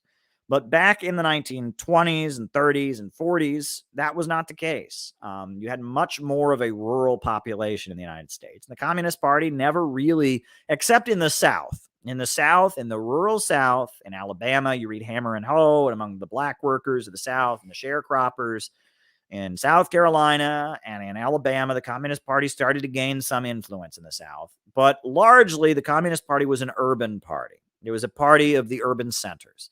Now, in our time, that wouldn't be as much of a problem for the Communist Party, but the USA was far more agrarian back in the day, right? And a lot of the divisions in U.S. politics, have been the urban versus the rural proletariat. For example, what was a big thing? What was a big issue in the 20s was prohibition, the outlawing of the importing and sale of alcohol. Prohibition was very much a policy. It was the rural proletariat being mobilized against the urban proletariat. The urban proletariat were Roman Catholic. They were more recent immigrants, and they drank alcohol. The rural proletariat, they tended to be Protestants and more conservative, and they did not believe in the drinking of alcohol. And so Woodrow Wilson, in order to beat the Republicans, he basically, found a way to get, rural people back into the Democratic Party, and that was called the Ku Klux Klan. The Ku Klux Klan was this mass racist movement among rural folks mainly. It was mainly a Midwestern phenomenon in that time. It wasn't in the South. The original Ku Klux Klan was in the South. It was in Tennessee. But the second incarnation of the Ku Klux Klan that was started by Woodrow Wilson in 1915 with the release of the movie Birth of a Nation. That was largely a mobilization of rural people, rural white farmers and rural folks to be racist.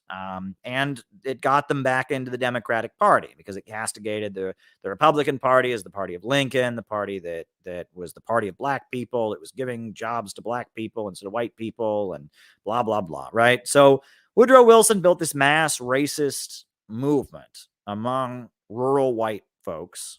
And one of the demands of the Klan was that they wanted prohibition, and the Klan was against drinking alcohol. And it's funny because nowadays most Protestant Christians drink. Catholics never had a problem with drinking, but for whatever reason, there was at that time A feeling among the bulk of Protestant Christians in America were against alcohol. And Woodrow Wilson and the Ku Klux Klan whipped up the rural folks into this, all these wild Italians and Catholics and Jews are coming to America and they're drinking alcohol and they're Catholic and they're no good. And aren't you mad about all these Irish and Italians and Jews and Eastern European folks that are living in urban centers and drinking and dancing and, not being good, wholesome conservatives and blah, blah, blah. And so Prohibition was passed, right? And that the rural-urban divide, that was very much a big part of American politics. And it still is kind of because of the Electoral College. The Electoral College amplifies the votes of rural Americans, and it lowers the impact of urban votes. I live in New York City. New York City is a huge urban center. New York City, right? New York City. What is the population of New York City, right? New York City is how many million people live here? I always forget. New York City population. It's millions and millions of people. It's a huge city. New York City's population. What is it? New York City's population, there is 8.4 million people in this city, right? The vote of a New Yorker, if you live in New York City, your vote goes for the New York State in the Electoral College. Your vote doesn't count anywhere near as much as the vote of somebody who lives in a rural state. The vote of somebody in South Carolina is much more impactful, right? And so the Electoral College amplifies the power of red states and rural voters. And as the population concentrates in urban centers, that becomes more the case. But that was really the reason. The Communist Party was always an urban formation. It was always an urban formation. It was in New York City. It was in Chicago. It was in Pittsburgh. It was in industrial cities. You had the Communist Party. It was part of the labor movement, and then it became. It was originally part of the labor movement. The Communist Party was a party of people who believed in labor unions. But then, as the Great Depression started, it became a party of unemployed people. And desperately poor unemployed people and radical intellectuals. And then later it became a much broader party that was a party of Roosevelt supporters, anti-fascists. It became a part of the Popular Front. And the strength of the Communist Party of the United States in its day in the USA was the late 30s. 37, 38, 39, they were huge. They had hundreds of thousands of members. And that was because they were a wing of the ruling party. I mean, Roosevelt was the president, and Roosevelt was in an alliance with them. And Eleanor Roosevelt spoke at mass organizations they created, the National Youth Congress, the American Youth Congress, or whatever. And Eleanor Roosevelt, who was the first lady, was hanging out with them, and they were bringing them over to the White House and stuff. And they were a wing of the ruling coalition. The Communist Party was a wing of the ruling coalition. They weren't the only wing of it, right? The Dixiecrats, the Jim Crow Dixiecrats, were also a wing of it. So they kind of got canceled out by the Jim Crow Dixiecrats. So it was complicated. The Roosevelt coalition was a big coalition, and it was complicated. When the 1939 Pact was signed, Roosevelt punished the Communist Party, imprisoned Earl Browder, and then he supported them again during the war. But it was complicated. But yeah, the height of the Communist Party's strength was when they were part of the ruling coalition in the late 30s. But you're right. They never became as big and influential as the Italian Communist Party was, or as the French Communist Party was. Now, what's also important to note, you're asking about the 30s and 40s. Why was the Communist Party not as big as the Italian or French Communist Party was then? But especially afterwards, we know about McCarthyism. But a lot of people don't understand what McCarthyism was. McCarthyism was a lot like the Spanish Inquisition, right? The Spanish Inquisition was a response to the Protestant Reformation, right? In Germany, you had Martin Luther, and other places. The Protestant Reformation was this widespread all across Europe. You started to have criticism of the Catholic Church, and it was growing. And in a lot of Europe, the Catholic Church learned it had to compromise. It had to compromise because the Protestant Reformation was very, very powerful. And in the places that Catholicism remained in power, they would have to make deals in order to remain in power because the Protestant Reformation was a growing influential group. But not in Spain. In Spain, the Protestant Reformation never set up shop. And because of that, Spain had the Inquisition. And anybody who was suspected of having any Protestant reformist tendencies was burned at the stake. And they went after the Jews, and they went after the Arabs, and they went after the intellectuals and the professors and the scientists. And they just it was the one place where the Catholic Church had absolute power. And so to make sure they held on to this one place where no one was going to challenge them, they had a crazy, crazy witch hunt, literally, literally a witch hunt. Well, that's what McCarthyism was, right? All over the world, the communist movement was on fire during the 1950s. In Britain, the Communist Party was very strong. The British road to socialism. In France, the Communist Party was winning elections and becoming part of ruling coalitions. In Italy, they were huge. And all over Europe, the communists were on fire. All over the Western capitalist world, the communist movement was at a huge height of strength. They had been anti-fascist. They had fought Hitler. They had been a big part of the anti-fascist alliance. So they were really strong. The United States was the one place that the Communist Party, it had been big, but it had never really been huge, like you pointed out. It never was as big as the Italian or French Communist Party. So because of that, in the United States, the ruling class didn't have to compromise with them. So it went all in against them. And it was like the Spanish Inquisition, right? It was very similar. McCarthyism was the Spanish Inquisition of capitalism. There was one place that capitalism was strong enough that they didn't have to compromise with the communists. They didn't have to do anything with the communists. So they ground them into the earth. And just like the Spanish Inquisition, after a while, it got so out of control that it was a threat to the very people that were in power. McCarthyism started out, as I've told people, there's a timeline. It started out with the Democratic Party clearing its own house. It started out with the Roman Catholic Democrats, the Catholic trade union associations, the urban Irish and Italian elected officials going after the Communist Party and its allies, a lot of whom were Jewish. And it was anti-Semitic in a lot of ways. It was viewed as some kind of ethnic fight between Irish and Italian versus Jews, and the Communist Party was had a lot of Jewish members, but there were a lot of people that weren't. There were a lot of Irish folks in the Communist Party. There were a lot of Italians in the Communist Party, but it was the Roman Catholic wing of the Democratic Party in the urban centers purging the Communist Party USA, and in some cases blatantly doing so with anti-Semitic rhetoric, with the full blessing of the Vatican. In the 1950s, the Vatican was really hardcore anti-communist. The Vatican's politics started shifting in the 60s with Vatican II. It started out with that. The next stage of McCarthyism was the Republicans blaming Truman for the Chinese Revolution, right? Truman had fired Douglas MacArthur during the Korean War. And so he was brought back, and, just basically what they just did for Zelensky, they did for MacArthur. MacArthur got fired. He was the general. He threatened to nuke China during the Korean War without asking the president. So President Truman fired him. So he got fired. And after he got fired, they gave him a joint speech to Congress. Basically, just what they did for Zelensky. They had like a crazy rally for him. Well, both the Democrats and Republicans, they had a big rally for MacArthur after he got fired. And that shows you how insane, the military industrial complex was. Even though he got fired for threatening to nuke a country without the president's permission, they still gave him a big, honor in Congress. And then the Republicans blamed Truman for, quote unquote, losing China. The rallying cry became that Truman had lost China to the communists. The Republicans were saying the Democrats were soft on communism. They didn't support the military enough. So the Republicans started going after the Democrats.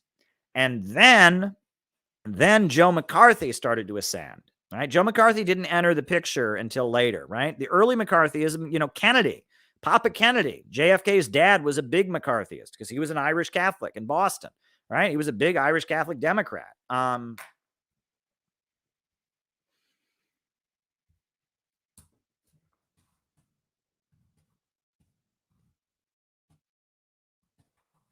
was a big Irish Catholic Democrat, and it started out with Democrats, then it turned into Republicans, and then Joe McCarthy ascended later. Joe McCarthy ascended pretty far into McCarthyism, right? McCarthyism started in 46 with the Iron Curtain speech by Winston Churchill, 48 with the jailing and outlawing of the Communist Party. 1951 with the McCarran Internal Security Act. Joe McCarthy's ascension is like 51, 52. We start to hear about Joe McCarthy. And suddenly Joe McCarthy's there. And Joe McCarthy isn't just going after Democrats. He's going after Republicans. He's going after anybody, right? And Joe McCarthy, if you listen to his rhetoric, the communists are the Rockefellers. The communists are the big oil companies. The communists are the Wall Street banks are all communist. And McCarthyism was very much, it was this weird middle-class revolt against the big bourgeoisie. And Joe McCarthy accused Voice of America, the U.S. government propaganda outlet that spreads anti-communist propaganda, of being a communist front. Because if you're making anti-communist propaganda, you have to kind of, acknowledge what communists are right about. No, he went after Voice of America. He purged Voice of America because they weren't anti-communist enough. Their propaganda was making logical arguments, and you couldn't have that. He just wanted to kill the Reds. The USA entered an alliance with Yugoslavia. Tito turned against the Soviet Union, became an anti-communist. Well, the USA says, all right, this is a communist who's against Stalin. We'll align with him. Joe McCarthy says, no, we can't align with a communist. Oh, my God. And he starts investigating. The USA was covertly giving money to Tito because he was fighting the communists, right? And the Trotskyites that were heavily infiltrated by the American government were being, were going over to Yugoslavia and embracing Tito, right? The CIA had infiltrated the Trotskyites and was sending the Trotskyites to Yugoslavia to promote this idea that Yugoslavia was the good communist country, right? Well, Joe McCarthy reveals all of this. Oh, there's covert funding going on against Yugoslavia. America's funding a communist regime. Well, of course it is, because it's trying to fight the Soviet Union. It makes perfect sense. But Joe McCarthy, it's crazy, right? And the more you dig into it, and then at that point, right, there's a member of Congress who committed suicide because Joe McCarthy found out that his son was gay, that his son had been arrested for being gay, for trying to hire a gay prostitute or something. And so this member of Congress was so scared that Joe McCarthy was going to reveal that his son was gay, he killed himself. And that's when the ruling class said, all right, this McCarthyism stuff has got to stop. And because it was a threat to themselves, right? And that's what happened with the Spanish Inquisition. The Spanish Inquisition started out as, the Catholic Church clearing its own house. And then all of a sudden they started purging people in the Catholic Church. And then pretty soon it became like a revolt against the church hierarchy. The lower level priests would go after high ranking priests that they said weren't fanatical enough. And at that point, the Catholic Church had to put an end to it because it was so out of control. It was a threat to the structure of the church. And that's what happens, mind you, right? This is the thing. It's a lot like wokeness. Wokeness is a poison pill, right? The Workers' World Party embraced wokeness, and wokeness destroyed the Workers' World Party. And wokeness will destroy the PSL. And wokeness has destroyed a number of communist organizations, right? That if you start a campaign, if you start a witch hunt, it'll eventually destroy your organization. In the short term, a witch hunt might benefit the leaders of the group. They say, all right, there's some opponents in my group. We can start a witch hunt against them and they'll get purged and then I'll get my way. It starts out that way. But if you continue to create an atmosphere where people are rewarded for turning in other people, where people's whole reputation and strength comes from how much they attack and wreck and terrorize other people, you start that ball rolling, it's very hard to get it to stop. It's very hard to get it to stop. And the Cultural Revolution in China is a great example of that. It started out with Mao going against Liu Shaoqi and going against the capitalist roaders. And one thing led to another. And pretty soon there was utter chaos. And they went after Lin Biao. And look, the Cultural Revolution is now remembered as a stain on China's history. Because of the fact that it became something that wrecking. That whenever you unleash an atmosphere where people are being encouraged to harm other people, when people are being encouraged to expose and tear other people down, it gets ugly. It gets ugly. It's not a good thing to do.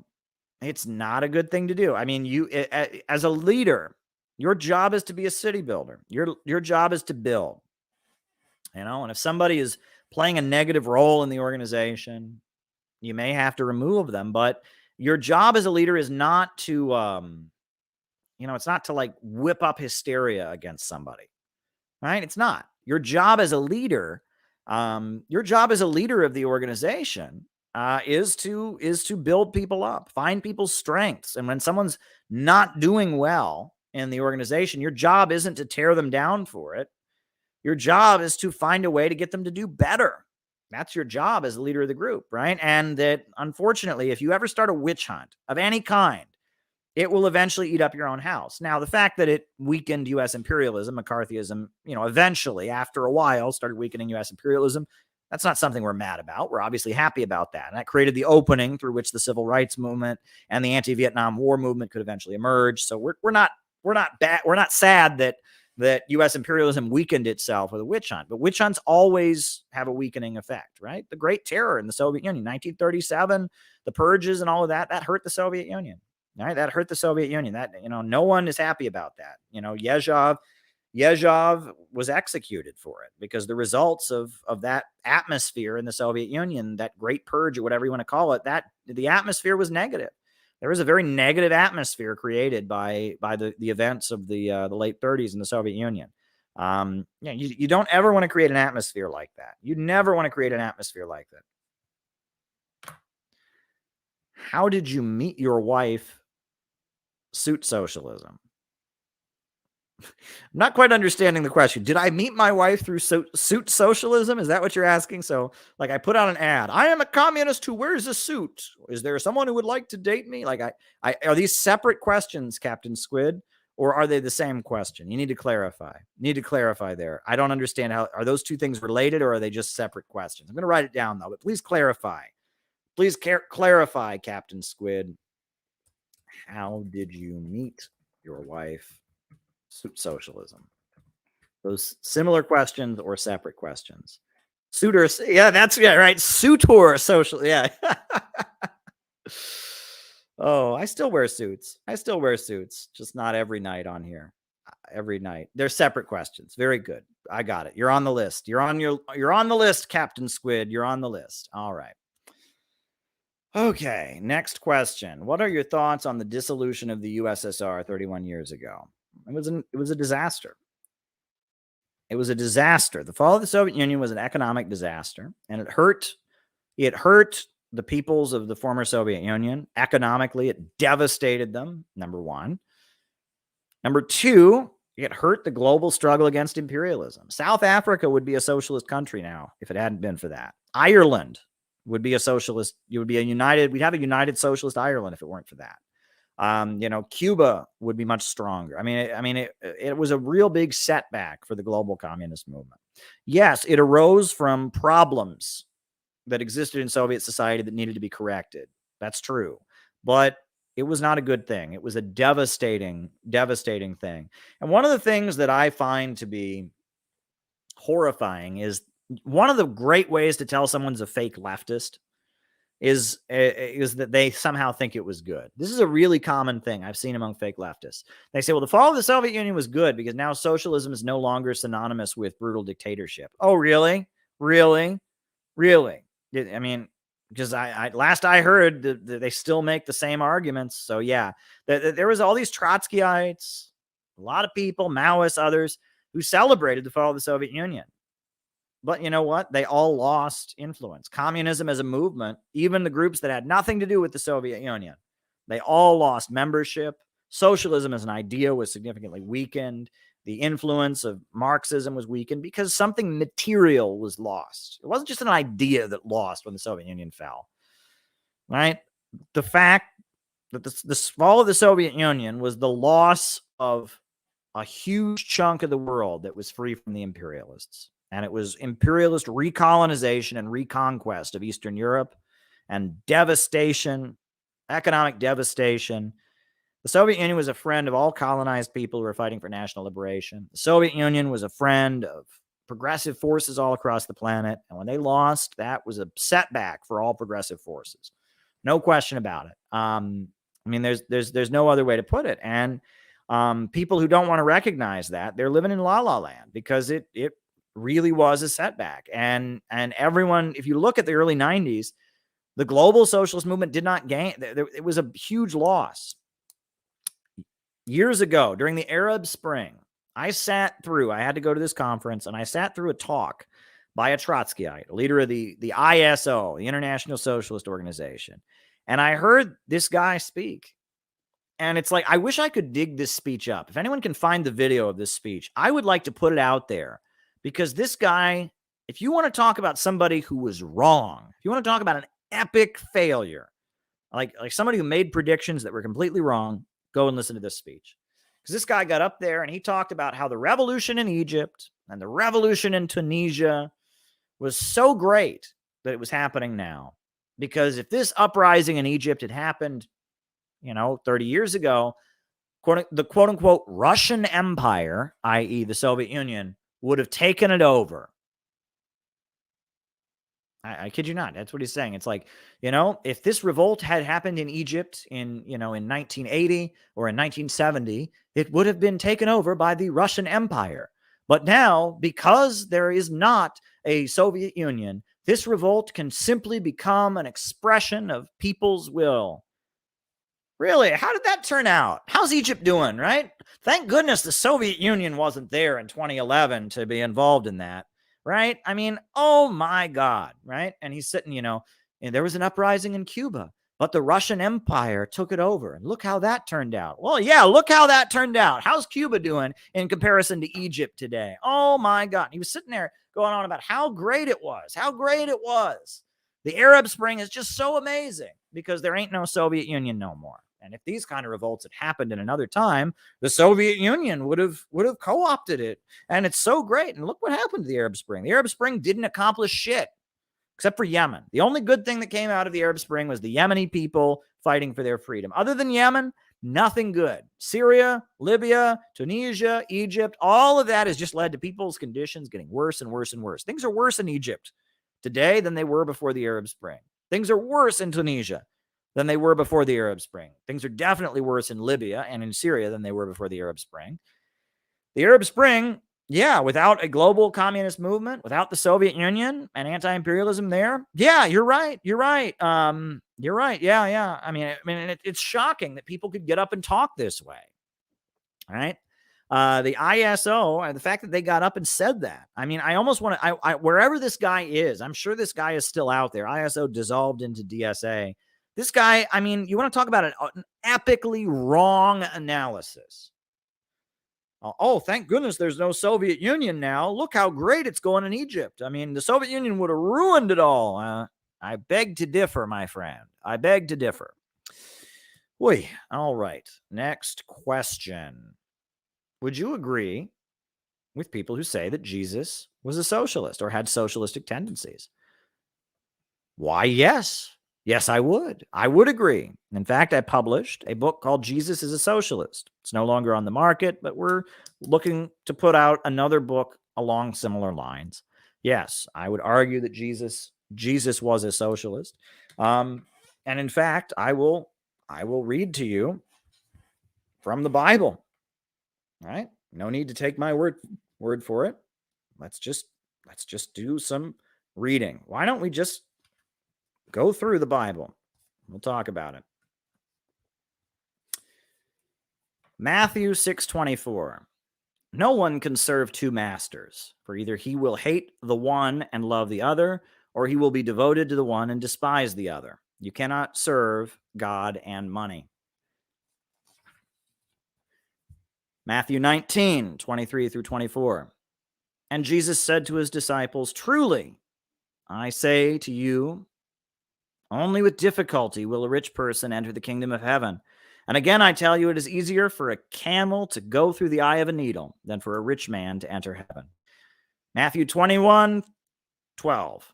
And Jesus went to the temple of God and cast out all them that sold and bought in the temple, and overthrew the tables of the money changers and the seats of them that sold doves, and said unto them, it is written, my house shall be called the house of prayer, but ye have made it a den of thieves. Here's Luke 1:51 through 53. He has shown strength with his arm. He has scattered the proud in the thoughts of their hearts. He has brought down the mighty from their seats and exalted those of humble estate. He has filled the hungry with good things, and the rich he has sent away empty. Luke 3:11. And he answered them, whoever has 2 tunics is to share with him who has none, and whoever has food is to do likewise. Luke 6:34 through 35. And if you lend to those from whom you expect to receive, what credit is due to you? Even sinners lend to sinners to get back the same amount. But love your enemies and do good and lend, expecting nothing in return. And your reward will be great, and you will be sons of the Most High, for he is kind to the ungrateful and the evils. Acts, book of Acts, Acts 2:42 through 47.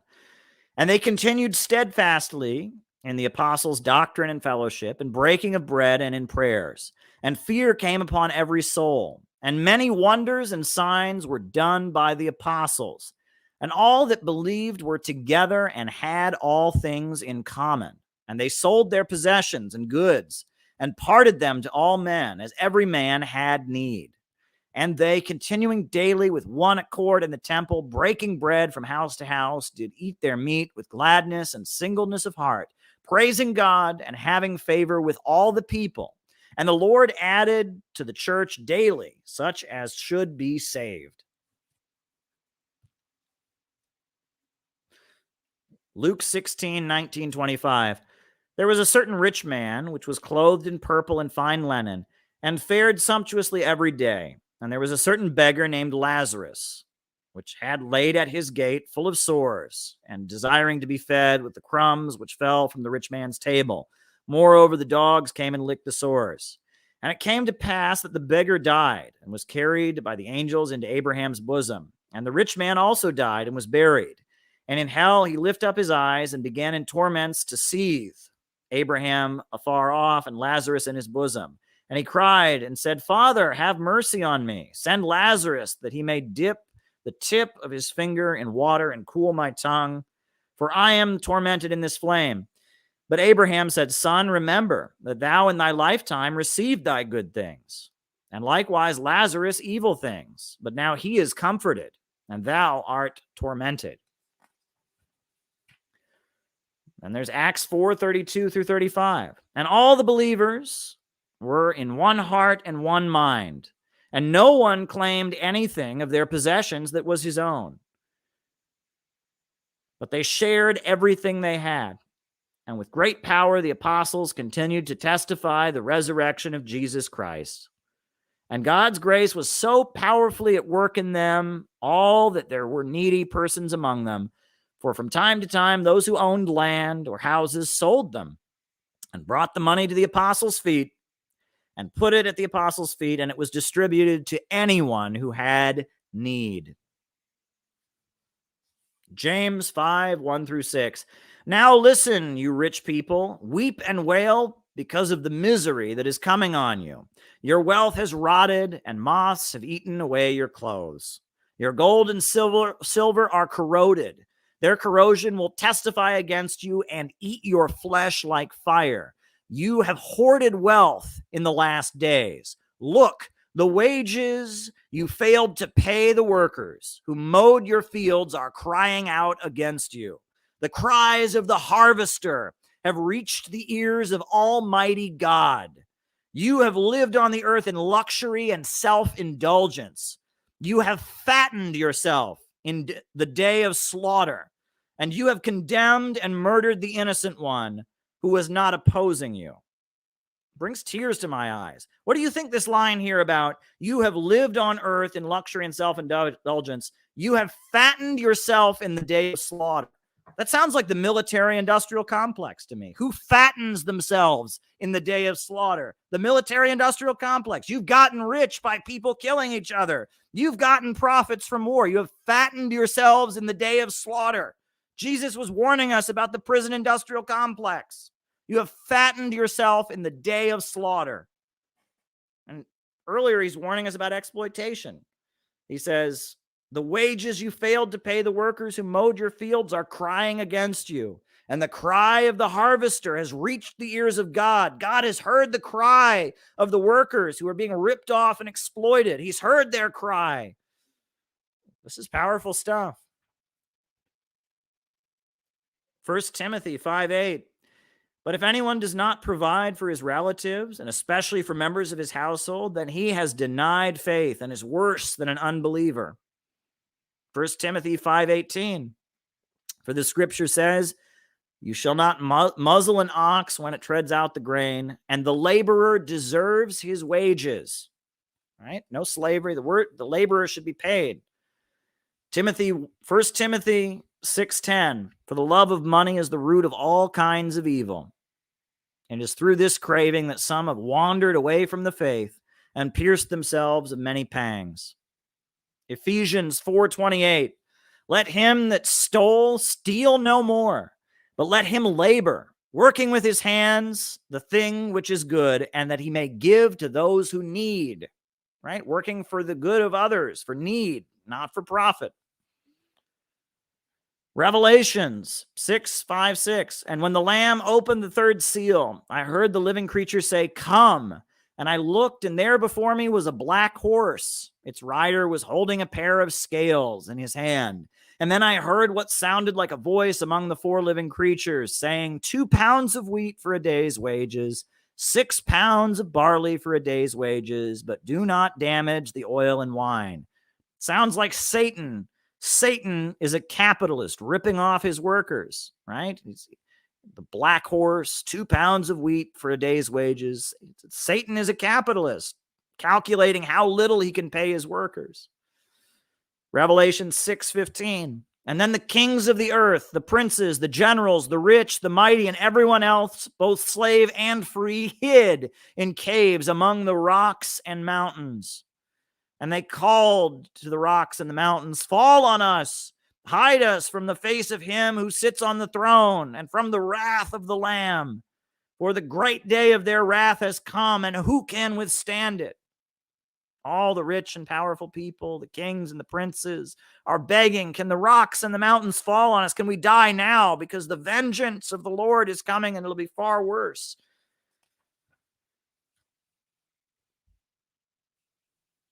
Revelations 18:1-24. And after this I saw another angel coming down from heaven, having great authority, and from the earth was made bright his glory.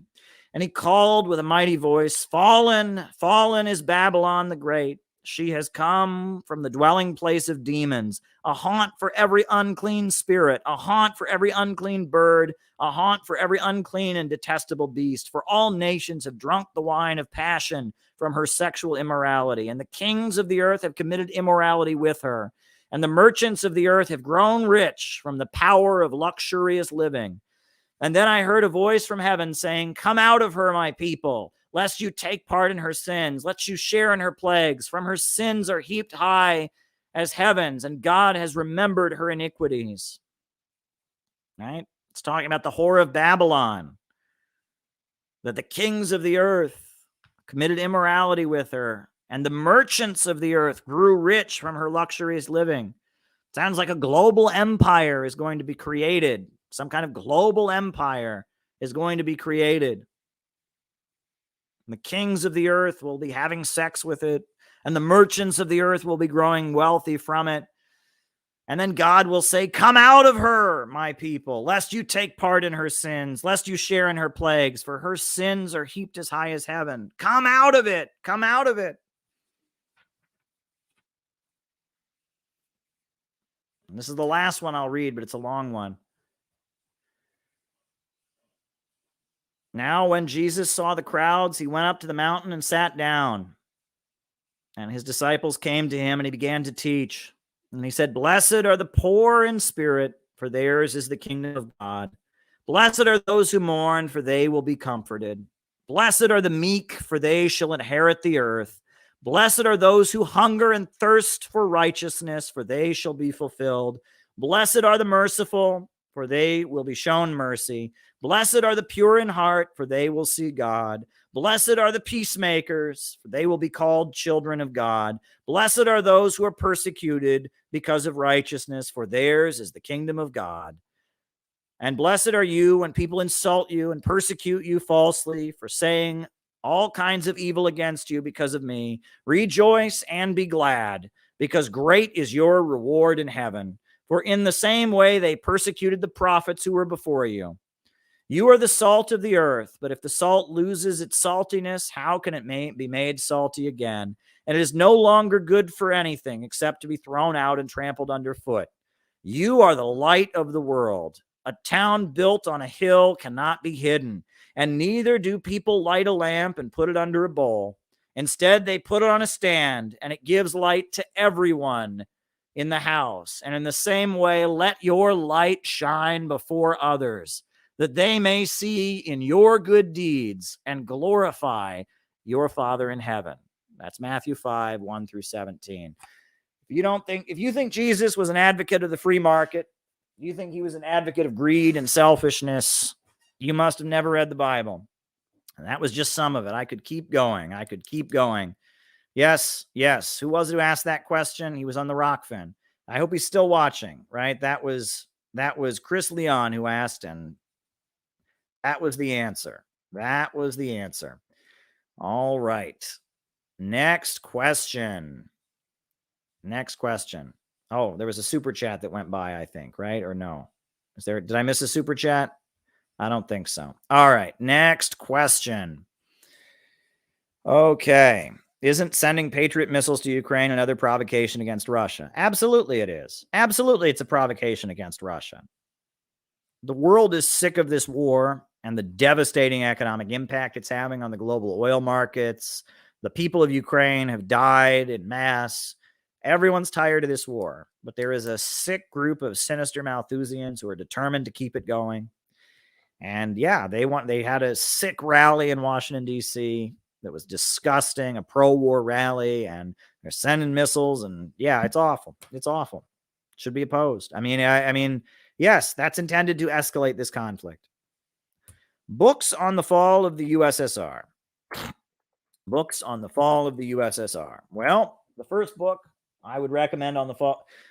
Okay, there's two categories of books on the fall of the USSR. One is books on the economic impact of the fall of the USSR. And the two books I would recommend are the two books on the economic impact of the fall of the USSR that I would recommend. The two books I would recommend on the economic impact of the fall of the USSR that I would recommend are The Shock Doctrine by Naomi Klein and Europe Since 1989 by Philip Thayer. Both of those books go into great detail about the economics of the fall of the USSR.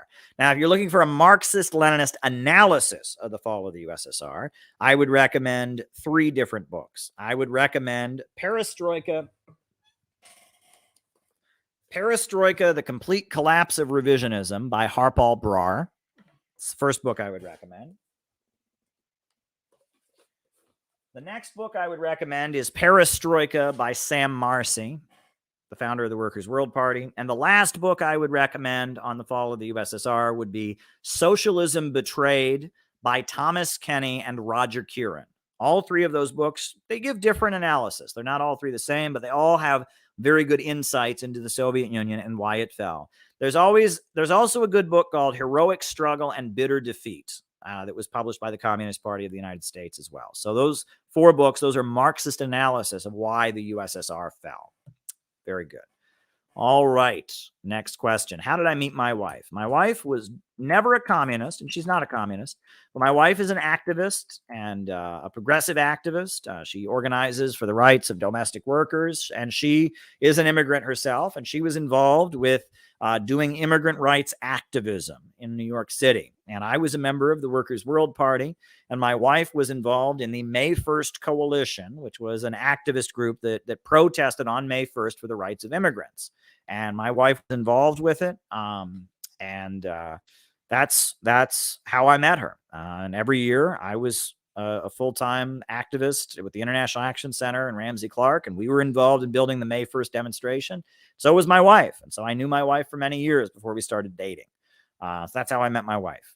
She was involved in immigrant rights activism in New York City at a time when I was involved in it as well. And that's how we met. As far as suit socialism, I can't wear a suit every time I stream. I stream every day, right? I wear a suit whenever I'm on air doing my job with RT, and I wear a suit whenever I'm giving a speech at a formal event. But on days like this, it's Christmas. I'm going to wear a sweater, right? I am in favor of people looking professional and not looking sloppy. I am in favor of people taking this seriously. But, you know, sometimes you can wear a sweater. Sometimes you can wear a shirt with a collar, right? But if I'm having a formal event and giving a speech, I wear a suit, right? But you can't wear a suit every time you go on air. I mean, if I wore a suit every time I did one of these streams, it would be too much, right? And if I'm doing these streams every day, I can't be wearing a suit. But yes, I'm still a suit socialist. I still believe that when you're out doing political work, if you're handing out leaflets on the street, you should wear a suit. I do believe that. If you're handing out leaflets on a street, you should wear a suit. If you're giving a speech to a group of socialists, you should wear a suit. If you're selling socialist literature, you should wear a suit. But if you're just chilling in your apartment and giving an online stream and answering people's questions on Christmas night, you don't have to wear a suit. But it's up to you. Ultimately, I'm not, it's not like we're imposing a dress code. It's not like if someone shows up, sir, you are not dressed appropriately for the communist meeting. Begone! We don't want you here, sloppy man. We don't do it that way, right? I mean, if you show up at a CPI event and you're not wearing a suit, that's fine. But we just want people to take themselves seriously, right? The Answer Coalition doesn't have any answers these days. You can say that again. They're protest hustlers, and they are basically serving a purpose for the imperialists. They are keeping anti-imperialism attached to wokeness. Because right now, the masses of Americans are against these wars. They're against the wars. They're angry at the government. Now is the time to get out of the movement into the masses. And the wokes are in an anti-populist frenzy. They hate the working class. They hate average Americans. And so there's a huge effort on the part of PSL to try and keep anti-imperialism attached to wokeness. And it's serving imperialism. I don't know if it's directly a government operation. It could be. Or if it's just, an old dog can't try new tricks, but they are determined to keep socialism attached to, oh my God, you're racist, you're sexist. Oh my God, I hate average Americans because they're like racist. They're determined to keep socialism attached to wokeism. They're determined to keep socialism anti-working class. And that serves imperialism. It's not helpful, not appreciated. All right, folks, I am going to wrap this up for tonight. I think we're going to show the video to end the stream, just like we did the other night. Shout out to Robert for making this great video. Robert is still a great friend of what we do here. Upsurge in the struggle against U.S. imperialism is now emerging throughout the world. Ever since World War II, U.S. imperialism and its followers have been continuously launching wars of aggression. But the people of various countries have been continuously waging revolutionary wars to defeat their aggression. And while the danger of a new world war still exists, and the people of all countries must get prepared, revolution is the main trend in the world today.